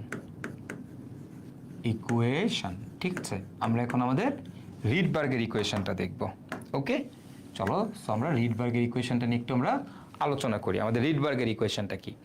তো দেখো, তোমরা অলরেডি তোমাদেরকে ভাইরা মাত্রই পড়ায় আসছি যে আমি যদি বলি আমার nতম কক্ষপথের রিডবার্গের ইকুয়েশন, দেখো খেয়াল করো, আমি যদি বলি কোনো একটা পরমাণুর nতম কক্ষপথের শক্তি কত বলো তো? কোন একটা পরমাণুর nতম কক্ষপথের শক্তি, যেটা তোমাদের মাত্রই পড়াইছি যে En ইকুয়াল টু হচ্ছে -13.6 Z² / n² ভোল্ট, অথবা আমি এটাকে এভাবে বলতে পারি -2.18 × 10⁻⁻18 Z² / n² জুল। এটা আমি তোমাদের একটু আগে দেখায় আসছি, শক্তির ফর্মুলা থেকে ক্যালকুলেশন করলে এরকম আসে, তাই না? আচ্ছা, ফাইন। এখন তোমরা আমাকে বলবা, তাহলে এবার তোমরা আমাকে বলবা যে ভাইয়া এখন এখান থেকে আমাকে বলো যে যদি আমার এরকম হয় যে n1তম কক্ষপথে ইলেকট্রনের শক্তি কত, n1তম কক্ষপথে শক্তি কত, তাহলে এখন দেখো তো ই এর জায়গায় কি হবে? ই ইকুয়াল টু n এর জায়গায় কি হবে? n1 হবে, তাই না? যদি বলতাম n এর মান 1, তাইলে তুমি n এর জায়গায় 1 বসাইতে। এখন বলছি n1তম কক্ষপথে, তাহলে এটা কত হবে? -13.6 Z² / n1² ইলেকট্রন ভোল্ট, অথবা তুমি এটাকে লিখতে পারো -2.18 × 10⁻⁻18 Z² / n1² জুল এককে। n1² কোন এককে? জুল এককে, ঠিক আছে? তো এটা হচ্ছে n1তম কক্ষপথের জন্য, মানে তুমি n এর জায়গায় n1 বসাবা, দ্যাটস ইট। এখন যদি তোমাকে বলি ভাই n2তম কক্ষপথের জন্য কত হবে? n2তম কক্ষপথের জন্য কত হবে বলো তো ভাই? n2তম কক্ষপথের জন্য কত হবে? তাহলে কি হবে? এখানে আমরা কি লিখবো? ই অফ n এর জায়গায় লিখবো n2, তাহলে -13.6 Z² / n2² ইলেকট্রন ভোল্ট। এটাকে আবার আমি জুলেও লিখলে এভাবে লিখতে পারি -2.18 × 10⁻⁻18 Z² / n2² জুল, জুল। ঠিক আছে, এইটুক বুঝতে আমার মনে হয় না তোমাদের কারো কোনো সমস্যা আছে। তো এখন তুমি বলো যে ভাই n1 কোন কক্ষপথ আর n2 কোন কক্ষপথ বলো তো? n1 কি ছোট কক্ষপথ না বড় কক্ষপথ? একটু তোমাদেরকে যদি একটু এই দিকে নিয়ে যাই, এইখান থেকে তোমরা চিন্তা করবা প্রত্যেকটা কেজের জন্য চিন্তা করো। এটা লাইমেনের জন্য চিন্তা করো, বামারের জন্য চিন্তা করো, বা পেশেন্ট যার জন্যই চিন্তা করো না কেন, বলো তো n1 কোনটা, ছোটটা নাকি বড়টা? মানে n1 এর মান আর n2 এর মানের মধ্যে কে ছোট কে বড় বলো? হ্যাঁ, আজকে শেষ করে দিব।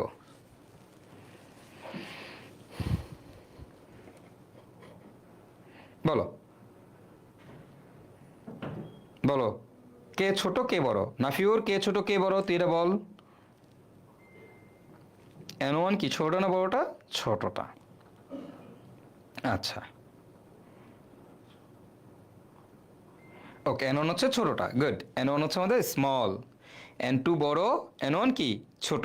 সাবাস, এই তো বুঝে গেছি, এন ওয়ান অলওয়েজ ছোটোটা। সাবাস, এন ওয়ান হচ্ছে অলওয়েজ ছোটোটা। ওকে, তাহলে এখন একটা জিনিস খেয়াল করো, আমি যদি তোমাকে এখন এইখান থেকে বলি আমাদের শক্তির পার্থক্য কত, তোমাকে যদি বলি এখন এইখান থেকে আমাদের শক্তির পার্থক্য কত, মানে দুইটা যে কোনো দুইটা কক্ষপথের মধ্যে শক্তির পার্থক্য কত, ডেল ই ডেল ই, যে কোনো কিছুর পার্থক্য বের করতে গেলে কি করতে হয় ভাইয়া? দেখো তো আমরা পার্থক্য বের করব, তাহলে কি করব, বড়টাতে ছোটটা বিয়োগ করবো। এই দেখো খেয়াল করো, আমি শক্তির পার্থক্য অর্থাৎ ইলেকট্রন যদি 6 নাম্বার থেকে 1 নম্বরে আসে তাহলে কতটুকু শক্তির পার্থক্য হবে, ইলেকট্রন যদি 4 নাম্বার থেকে 1 নম্বরে আসে তাহলে কতটুকু শক্তির পার্থক্য হবে, তার মানে কি করতে হবে, শক্তির পার্থক্য বের করতে হবে। তো বড়টা থেকে ছোটটা বিয়োগ করব। তো বড় কোনটা, এই যেখানে কার মান বেশি, কার মান বেশি হবে, বা আমরা জানি যে এইখানে এই শক্তি স্তরের মান যত বেশি হয় এই মানটা, এই একটু আগে দেখা আসছি তোমাদেরকে, খেয়াল করো, একটু খেয়াল করো, শক্তি স্তরের মান যত বড় হয় আমার শক্তির মানও তত বড় হয়। 1 নম্বর কক্ষপথের শক্তি সব থেকে কম, 6 নম্বর কক্ষপথের শক্তি আমরা দেখছিলাম এখানে সব থেকে বেশি। তার মানে এন ওয়ান হচ্ছে ছোটটা, এন টু হচ্ছে বড়টা, তার মানে কক্ষপথ বড় নম্বর কক্ষপথ এন টু, তার মানে এই কক্ষপথের শক্তির মানটা বেশি হবে। তাহলে আমি যদি ব্যবধান বের করতে চাই আমাকে কি করতে হবে, এই শক্তির মান থেকে এটা থেকে এটা বিয়োগ করে দিতে হবে। এই আমাদের এন ওয়ানতম এন টুতম কক্ষপথের শক্তি থেকে এন ওয়ানতম কক্ষপথের শক্তিটা বিয়োগ করে দিতে হবে। তুমি যদি বিয়োগ করে দাও তাইলেই তোমার অ্যান্সারটা চলে আসবে। ওকে ফাইন, এখন এবার আমরা এই মানগুলো বসাই দিব, এখানে আমরা আমাদের মানগুলো বসাই দিব।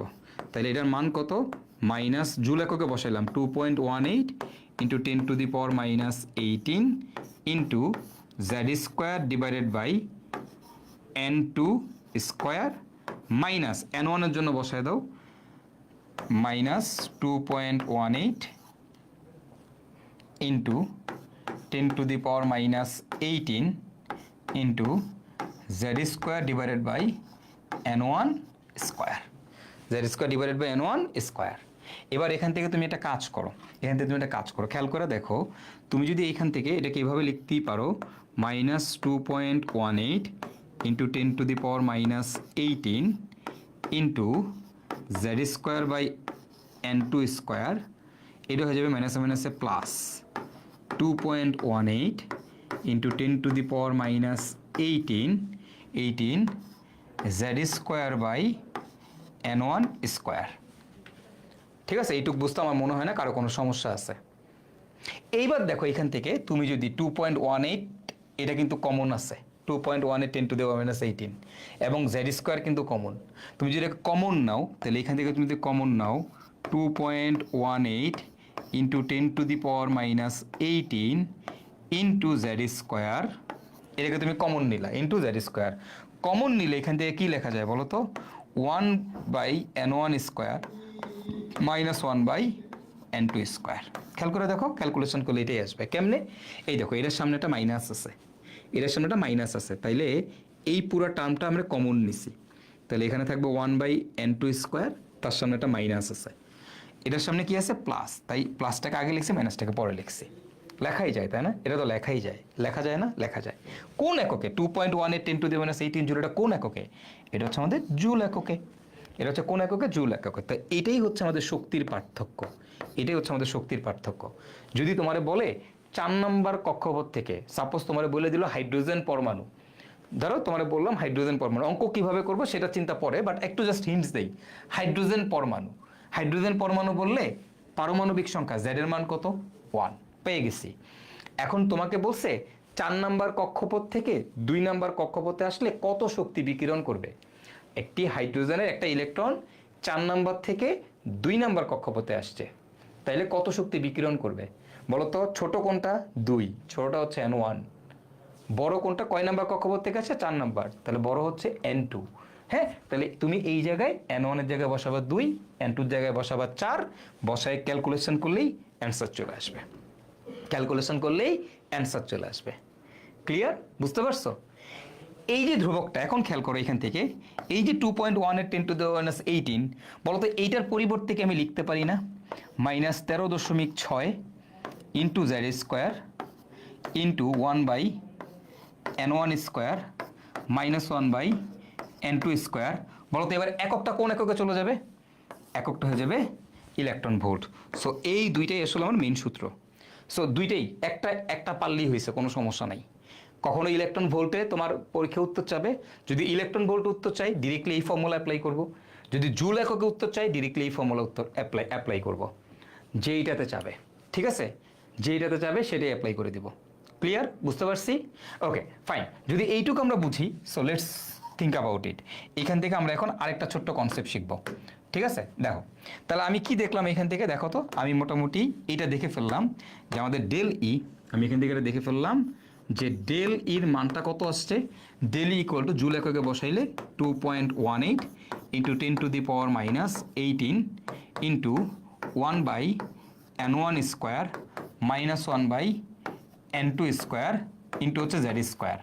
কোন এককে? জুল এককে, এসআই এককে। এখন দেখো তোমরা একটা সূত্র পড়ছো, আমরা সবাই এই সূত্রটা সম্পর্কে অবগত আছি আমার ধারণা। তোমরা প্রত্যেকে এই সূত্রটা জানো যে ডেল ই ইকুয়াল টু হচ্ছে এই সি বাই ল্যামডা।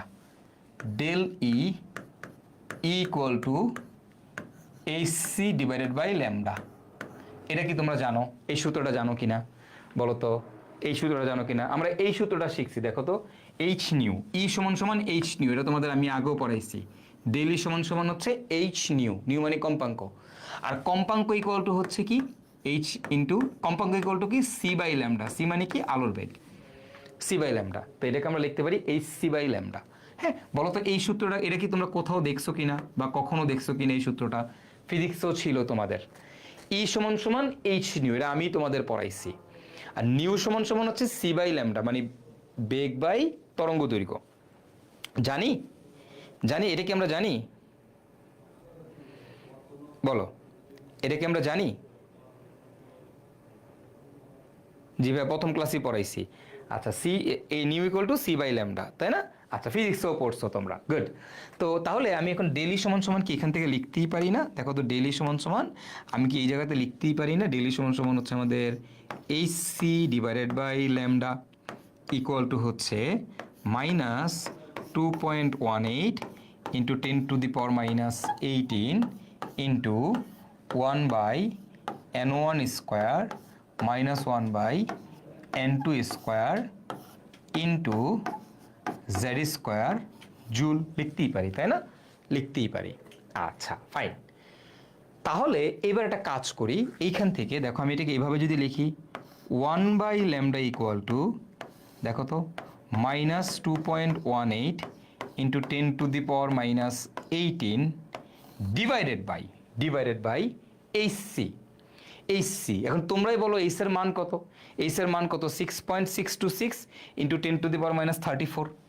এইচ এর মান কত আমি লিখে দিই 6.626, মানে কি এই সি দ্বারা ভাগ হয়ে যাবে না? এই দেখো 1/λ এইচসি, এইচ প্ল্যাঙ্কের ধ্রুবক, সি হচ্ছে আলোর বেগ, দুইটাই তো ধ্রুবক। তো ধ্রুবকগুলোকে নিচে নিয়ে আসলাম। তো আমি একবারে মান বসাই দেই, একবারে এইচ এর মান বসাই দেই, একবারে সি এর মান বসাই দিই। হ্যাঁ, কোন এককে? এসআই এককে। তাহলে ইন্টু 10⁻⁻34 জুল এককে। হ্যাঁ, ইন্টু আলোর বেগ বসাইতে হবে। এখন আলোর বেগ কত বলো তো? এসআই এককে আলোর বেগ কত তোমরা বলো তো, একটু কমেন্ট করো তো। এসআই এককে আলোর বেগ কত? 3 ইন্টু 10⁸ মিটার পার সেকেন্ড, তাই না? তাহলে লিখবো 3 ইন্টু 10⁸ মিটার পার সেকেন্ড। ওকে, এই দুইটা ধ্রুবকের মান আমি এখানে বসাই দিলাম। দ্যাটস আমি এটাকে একটু কালারফুল করে রাখলাম যেন তোমরা বুঝো, ডিরেক্টলি মান বসাই দিছি। ওকে, মাইনাস 1/n2 স্কোয়ার ইন্টু হচ্ছে জেড স্কোয়ার। কোন এককে? জুল এককে, তাই না? জুল এককে, এসআই এককে। তো এইবার তুমি এইখান থেকে খেয়াল করো, এখান থেকে তুমি কাটাকাটি করো। তো এইটার একক কি? দেখো এতটুকু উপরে, এইটার একক কি? এটার একক হচ্ছে আমাদের জুল। ওকে, এইটার একক কি? এটার একক হচ্ছে জুল সেকেন্ড। এটার একক হচ্ছে জুল সেকেন্ড পড়ানো হয়েছে, তাই না? এটার একক কি বলো তো? এটার একক হচ্ছে আমাদের জুল সেকেন্ড। কি পড়াইছে না? পড়াইছে। আর এটার একক কি? এটার একক হচ্ছে metre per second. Okay fine. তাহলে এখন তুমি দেখো তো, এই জুল কাটা, এই সেকেন্ড আর পার সেকেন্ড কাটা, তাহলে থাকতেছে কি নিচে শুধু মিটার। তাহলে এটা এককটা এখন কি হয়ে গেছে? এককটা হয়ে যাবে পার মিটার। এককটা হয়ে যাবে কি শুধুমাত্র পার মিটার, মানে নিচে থাকতেছে মিটার। দেখো কাটাকাটি গেল, এই জুল কাটা, এই সেকেন্ড আর সেকেন্ড ইনভার্স কাটা, থাকতেছে কি নিচে শুধু মিটার, তাহলে নিচে মিটার মানে কি মিটার ইনভার্স 1, মিটার ইনভার্স 1, তাই না? আচ্ছা এবার চিন্তা করো, এখন তোমরা এখান থেকে ক্যালকুলেশন করো, ক্যালকুলেশন করে এই পুরা মানটা কত আমাকে বলো তো দেখি। এখন তোমরা এখান থেকে ক্যালকুলেশন করে এই পুরা মানটা কত আমাকে একটু বলো তো দেখি ভাইয়ারা এখান থেকে।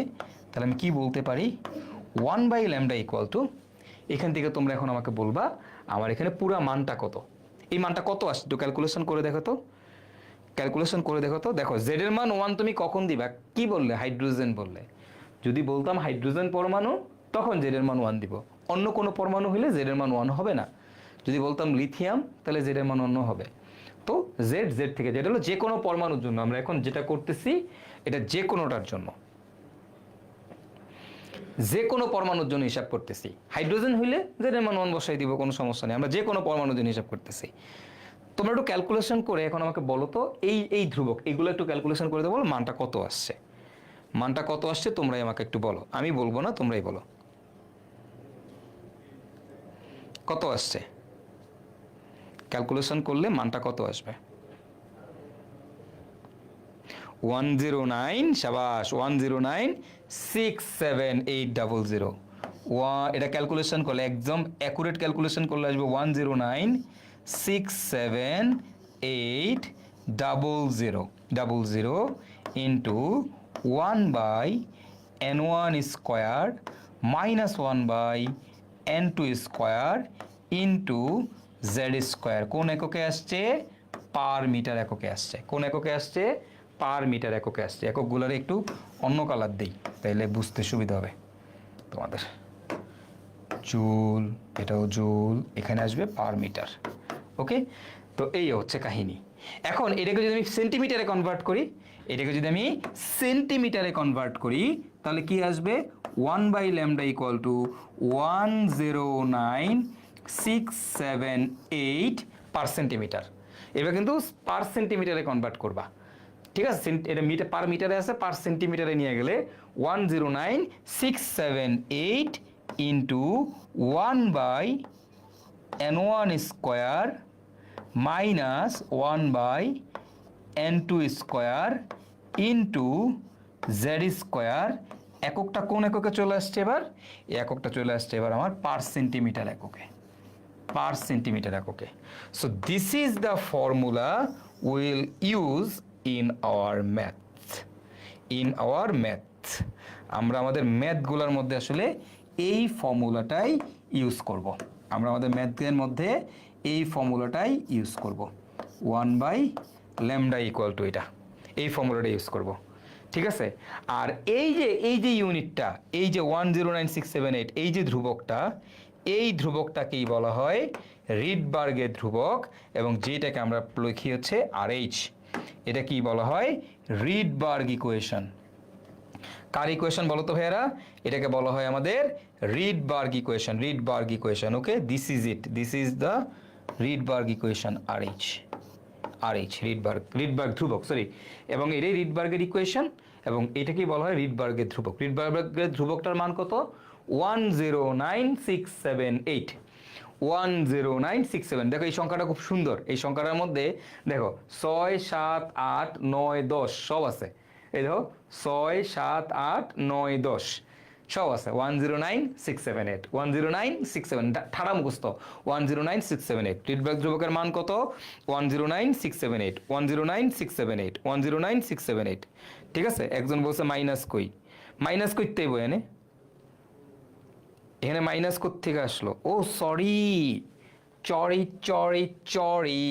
চরি, একটু দাঁড়াও ভাইয়ারা। চরিটা কোথায়? এই দেখো, এখানে তো মাইনাস না, আমি ভুলে মাইনাস দিয়ে দিচ্ছি রে। এটা তো মাইনাস কেমন আসলো? যেখান থেকে ক্যালকুলেশন করে আসলাম না, 2.18 10 টু দি পাওয়ার -18, তাহলে এর 2.18 10 টু দি পাওয়ার -18 জুল, এটা সমান 13.6 ভোল্ট। কোনো নেগেটিভ নাই। এখানেও ভুলে মাইনাস দিয়ে দিচ্ছি, আমি খেয়াল করি নাই, ওই অভ্যাসবশত। এখানে কোনো মাইনাস সাইন নাই, হ্যাঁ, মাইনাস সাইন নাই। এই দেখো মাত্র, এই যে কি বের করছো দেখো তো, ডেলি সমান কত? 2.18 10 to the -18 Z square 1/n1 square minus 1/n2 square joule. এই ফর্মুলাটাই তো এখানে লিখছি, এটাই তো এখানে লিখছি, তো কোনো নেগেটিভ মাইনাস নাই, আমি ভুলে মাইনাস দিচ্ছি, বুঝছো? এটা ভাইয়ের একটু ক্যালকুলেশন এরর হয়ে গেছে, কোনো মাইনাস নাই, হ্যাঁ, মাইনাস নেই, কোনো মাইনাস নাই, ভুল হয়েছে, এটা আমার ক্যালকুলেশন আমার এখান থেকে উঠাইতে ভুল হয়েছে আর কি, ঠিক আছে? ওকে, মাইনাস নেই। আচ্ছা চলো, এটা আমার নিজের টেকনিক্যাল এরর, হ্যাঁ ওকে, হ্যাঁ ঠিক আছে, মাইনাস থাকবে না এখানে, ওকে ক্লিয়ার, ওকে। তো এই হচ্ছে আমাদের ফর্মুলা। এখন তুমি একটু শুনো, এবার তোমাকে যদি বলা হয় রিডবার্গ ধ্রুবকের একক মিটার এককে কত, এখন তোমরা অনেকেই বলতে পারো ভাই সারা জীবন দেখছি মিটার থেকে সেন্টিমিটারে যাইতে হলে 100 দিয়ে গুণ করতে হয়। দেখো খেয়াল করো, তুমি সারা জীবন কি শিখছো, মিটার থেকে যদি সেন্টিমিটারে যাইতে হয় 100 দিয়ে গুণ করতে হয়, কিন্তু আপনি যে এখানে 100 দিয়ে ভাগ করলেন আরো, আমরা জানি মিটার থেকে সেন্টিমিটারে গেলে 100 দিয়ে গুণ করতে হয়, কিন্তু আপনি এখানে ভাগ করলেন, বলো তো আমি কেন এখানে ভাগ করছি, বলো তো আমি এই জায়গায় কেন ভাগ করছি, তোমরাই বলো। মিটার থেকে সেন্টিমিটারে গেলে তো গুণ করতে হয়, কিন্তু আমি এখানে কেন ভাগ করছি, ভাগ কেন করলাম বলো। মিটার থেকে সেন্টিমিটারে যেতে হলে গুণ করতে হয়, কিন্তু আমি ভাগ কেন করলাম, ভাগ কেন করলাম, কারণটা কি, কারণটা কি, হ্যাঁ পার মিটার, মিটার ইনভার্স আছে, এটা কিন্তু মিটার না, metre inverse, metre inverse, good, এই তো বুঝে গেছো তোমরা। সো এখানে ভাগ করতে হয়, হ্যাঁ।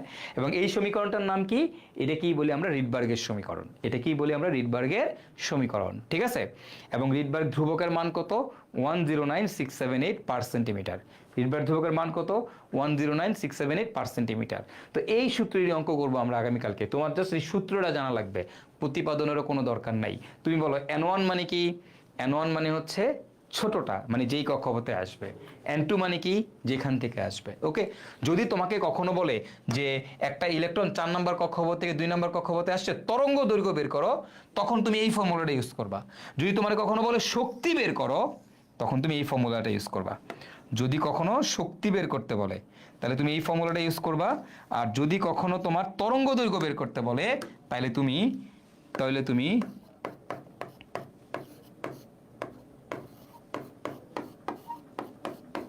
যদি কখনো শক্তি বের করতে বলে তাহলে এই দুইটার মধ্যে যে কোনো একটা ফর্মুলা ব্যবহার করবা, আর যদি তরঙ্গ দৈর্ঘ্য বের করতে বলে তাহলে তুমি এই ফর্মুলাটা ব্যবহার করবা, ঠিক আছে? মনে থাকবে তো, এই যে দিয়ে আমরা আগামীকালকে অঙ্ক করব, এই দুইটা ফর্মুলা দিয়ে আমরা আগামীকালকে আমাদের সব অঙ্ক করব। যদি কখনো শক্তি বের করতে বলে উইল ইউজ দিস ফর্মুলা, যদি জুল এককে বের করতে বলে তাহলে উপরেরটা, যদি ইলেকট্রন ভোল্ট এককে বের করতে বলে তাহলে নিচেরটা, ঠিক আছে?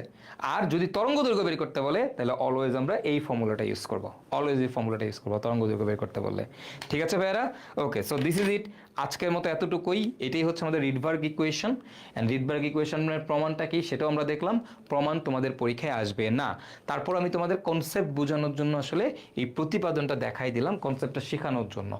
বাকি সব কিছু তোমরা এমনি পারবা, এখন হচ্ছে জাস্ট খালি এই দুটো ফর্মুলা ইউজ করে আমরা অঙ্ক করবো। আগামী ক্লাসে খুব মজা পাবা, আগামী ক্লাস শুধু আমাদের ম্যাথ আর ম্যাথ থাকবে, এবং আমরা একদম আমাদের বুয়েটে কি কি ম্যাথ আসছে সব আমরা আগামী ক্লাসে শিখে ফেলবো, ঠিক আছে? সিকে রুয়েট বলো, বুয়েট বলো, বোর্ডে কি আসে সব নিয়ে আগামী ক্লাস আলোচনা হবে। এবং এই কনসেপ্টগুলো তোমরা বুঝছো কিনা, ফিল করছো কিনা আমাকে বলো।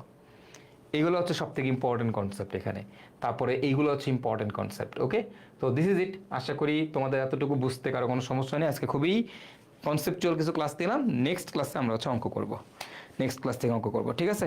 তো সবাই ভালো থাইকো, সুস্থ থাইকো, আল্লাহ হাফেজ, দেখা হবে আমাদের পরবর্তী লেকচারে, টাটা।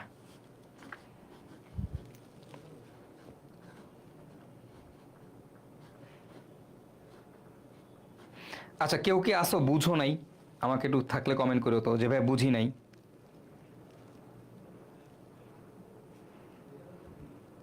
এনিওয়ান, কেউ কি আসো বুঝো নাই?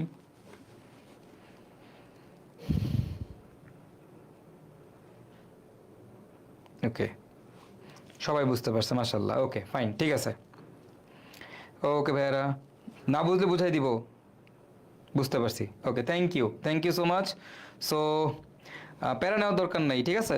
আমরা আছি তো, টেনশন করার কিছু নেই। কেমিস্ট্রি নিয়ে কোনো প্যারাই খাবা না, কেমিস্ট্রি নিয়ে থাকবা চিল।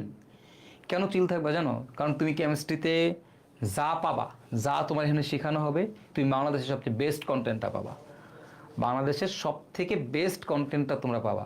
সো তুমি অন্য যে কারো কাছ থেকে তুমি প্রিভিলেজড, অ্যাটলিস্ট কেমিস্ট্রির দিক থেকে। সো তোমরা থাকবা হচ্ছে ভাবলে আর দরকার নেই, জিনিসটা তুমি যেটা শিখছো সেটা তুমি তোমার ফ্রেন্ডকেও শিখাবা, কোনো সমস্যা নেই। জ্ঞান যদি তুমি বেলায় দাও তাহলে তোমার জ্ঞান বাড়ে, কমে না, ঠিক আছে? সো তুমি যে জিনিসটা আজকে আমাকে শিখছো এটা তুমি তোমার ফ্রেন্ডদেরকে শিখাবা, তাহলে কি হবে, তোমার মধ্যে দেখবা ওই জিনিসটা একদম সেট হয়ে গেছে, তুমি দেখবে ওই জিনিসটা জীবনে কোনোদিন ভুলবা না। তা আজকে তোমাকে যে মজার মজার কিছু টেকনিক দেখাইলাম, সামনে যখন দেখাবো তুমি তোমার ফ্রেন্ডদেরকে শিখাও, কোনো সমস্যা নাই। কোত্থেকে শিখছি? সৈকত ভাইয়ের কাছ থেকে শিখছি, বন্ধু পাঠশালা থেকে শিখছি, কোনো সমস্যা নাই। তুমি শিখাবা ওদেরকে, ঠিক আছে? এতে কি হবে? তোমার জ্ঞানের নলেজটা বাড়বে। তুমি যেই জিনিসটা তোমার ফ্রেন্ডকে একবার পড়াবা, একবার বুঝাবা, ওই জিনিসটা তুমি সারা জীবনের জন্য তোমার মাথায় সেট করে ফেলবা। তুমি আর কোনোদিন ওই জিনিসটা ভুলবা না। বুঝতে পারছো? তো এইভাবে তুমি দেখবা তুমি একদিন দক্ষ হয়ে উঠছো। সেই জন্য আমি তোমাদেরকে সাজেশন দিব, যখন কোনো কিছু শিখবা ফ্রেন্ডদেরকে শিখাবা, ঠিক আছে? ফ্রেন্ডদের সাথে আলোচনা করবে এগুলো নিয়ে, ওকে? তো এটাই, কেমিস্ট্রি নিয়ে টেনশন করবা না কেন? আমরা দেখো তোমাদের অনেকেরই দেখলাম, কিছু কমেন্ট দেখলাম আমি গত ক্লাসে, ভাইয়া আমাদের এই লেকচার কবে শেষ করবেন, কবে শেষ করবেন এই অধ্যায়টা? তো আমাদের অনেকেরই শেষ হয়ে গেছে। ভাই শেষ হোক, যে নিচ্ছ এনে শেষ হোক, তোর তো পেরানোর দরকার নেই। তোর দরকার কি? তোর দরকার হচ্ছে কামের সময় কাম করা। তোর দরকার হচ্ছে যখন গুলিটা করা লাগবে তখন করা। কারণ তুমি মনে করো বন্দুক তাক কইরা তুমি বসে আছো, হ্যাঁ, আর তুমি মনে করো কি করলা, হুদাই তুমি খালি গুলি করতে আসো, লাভ আছে? হুদাই গুলি করে লাভ আছে? তোমার শত্রু মরবে না। তোমাকে কি করতে হবে? অন পয়েন্ট বসে থাকতে হবে, শত্রু কখন আসছে তখন গুলি মারতে হবে। সো ওয়েট করো, গুলিটা রেডি করো, এমনভাবে গুলিটা রেডি করো, এমনভাবে লক্ষ্যটা ঠিক করো যেন একদম অ্যাকুরেট জায়গায় গিয়ে লাগে, তুমি যেন একদম হেডশটটা করতে পারো, ঠিক আছে? সো আমরা তোমাদেরকে ওইভাবে প্রিপেয়ার করে তুলতেছি। সো কে কি বললো, কার কি শেষ হয়েছে না হয়েছে, এই নিয়ে তোমার প্যারাই নিবা না মিয়া। তোমরা মেয়ে যদি এগুলো নিয়ে প্যারানো তাহলে হইলো, তোমরা মেয়ে আমার স্টুডেন্ট, এগুলো নিয়ে অন্য হেরাও কি পড়বে না পড়বে, কি না কি শিখছে মাথায় থাকবে কটুক, শেষ করুক, তারপরে দেখো কতটুকু মাথায় থাকে। আর তুমি যেটা শিখবে অন্তর থেকে ফিল করে শিখো, অন্তর থেকে শিখে যাও, একদম ফিল করে শিখে যাও, দেখবা তুমি আর কোনোদিন ভুলবে না। তোমার পড়ার তুমি যেভাবে শিখতেছো অন্যরা এইভাবে শিখতেছে না। ওরা সিলেবাস শেষ করতেছে, করতে দাও ওদেরকে সিলেবাস, ওদের মতো শেষ করতে দাও, ঠিক আছে? তুমি বসে থাকো, তোমার লোক কাজ কখন, মানে কখন যখন দরকার তখন তুমি হিট করবা। এত প্যারা নেওয়া যাবে না লাইফে, ঠিক আছে? এভাবে টেনশন করেও না, ওকে? গুলি সময় মতো মারতে হয়, সবসময় গুলি করলে হয় না, ওকে? ঠিক আছে, তো দিস ইজ ইট। ভালো দেখো, ঠিকঠাক মতো পড়াশোনা করো। নেক্সট ক্লাসটা করতে আসলে অবশ্যই এই সূত্র দুইটা একটু কষ্ট করে রিভিউ করে আসবা, ঠিক আছে? ওকে, তো সবাই ভালো থেকো, আল্লাহ হাফেজ, দেখা হবে আমাদের নেক্সট লেকচারে। Tata, bye bye.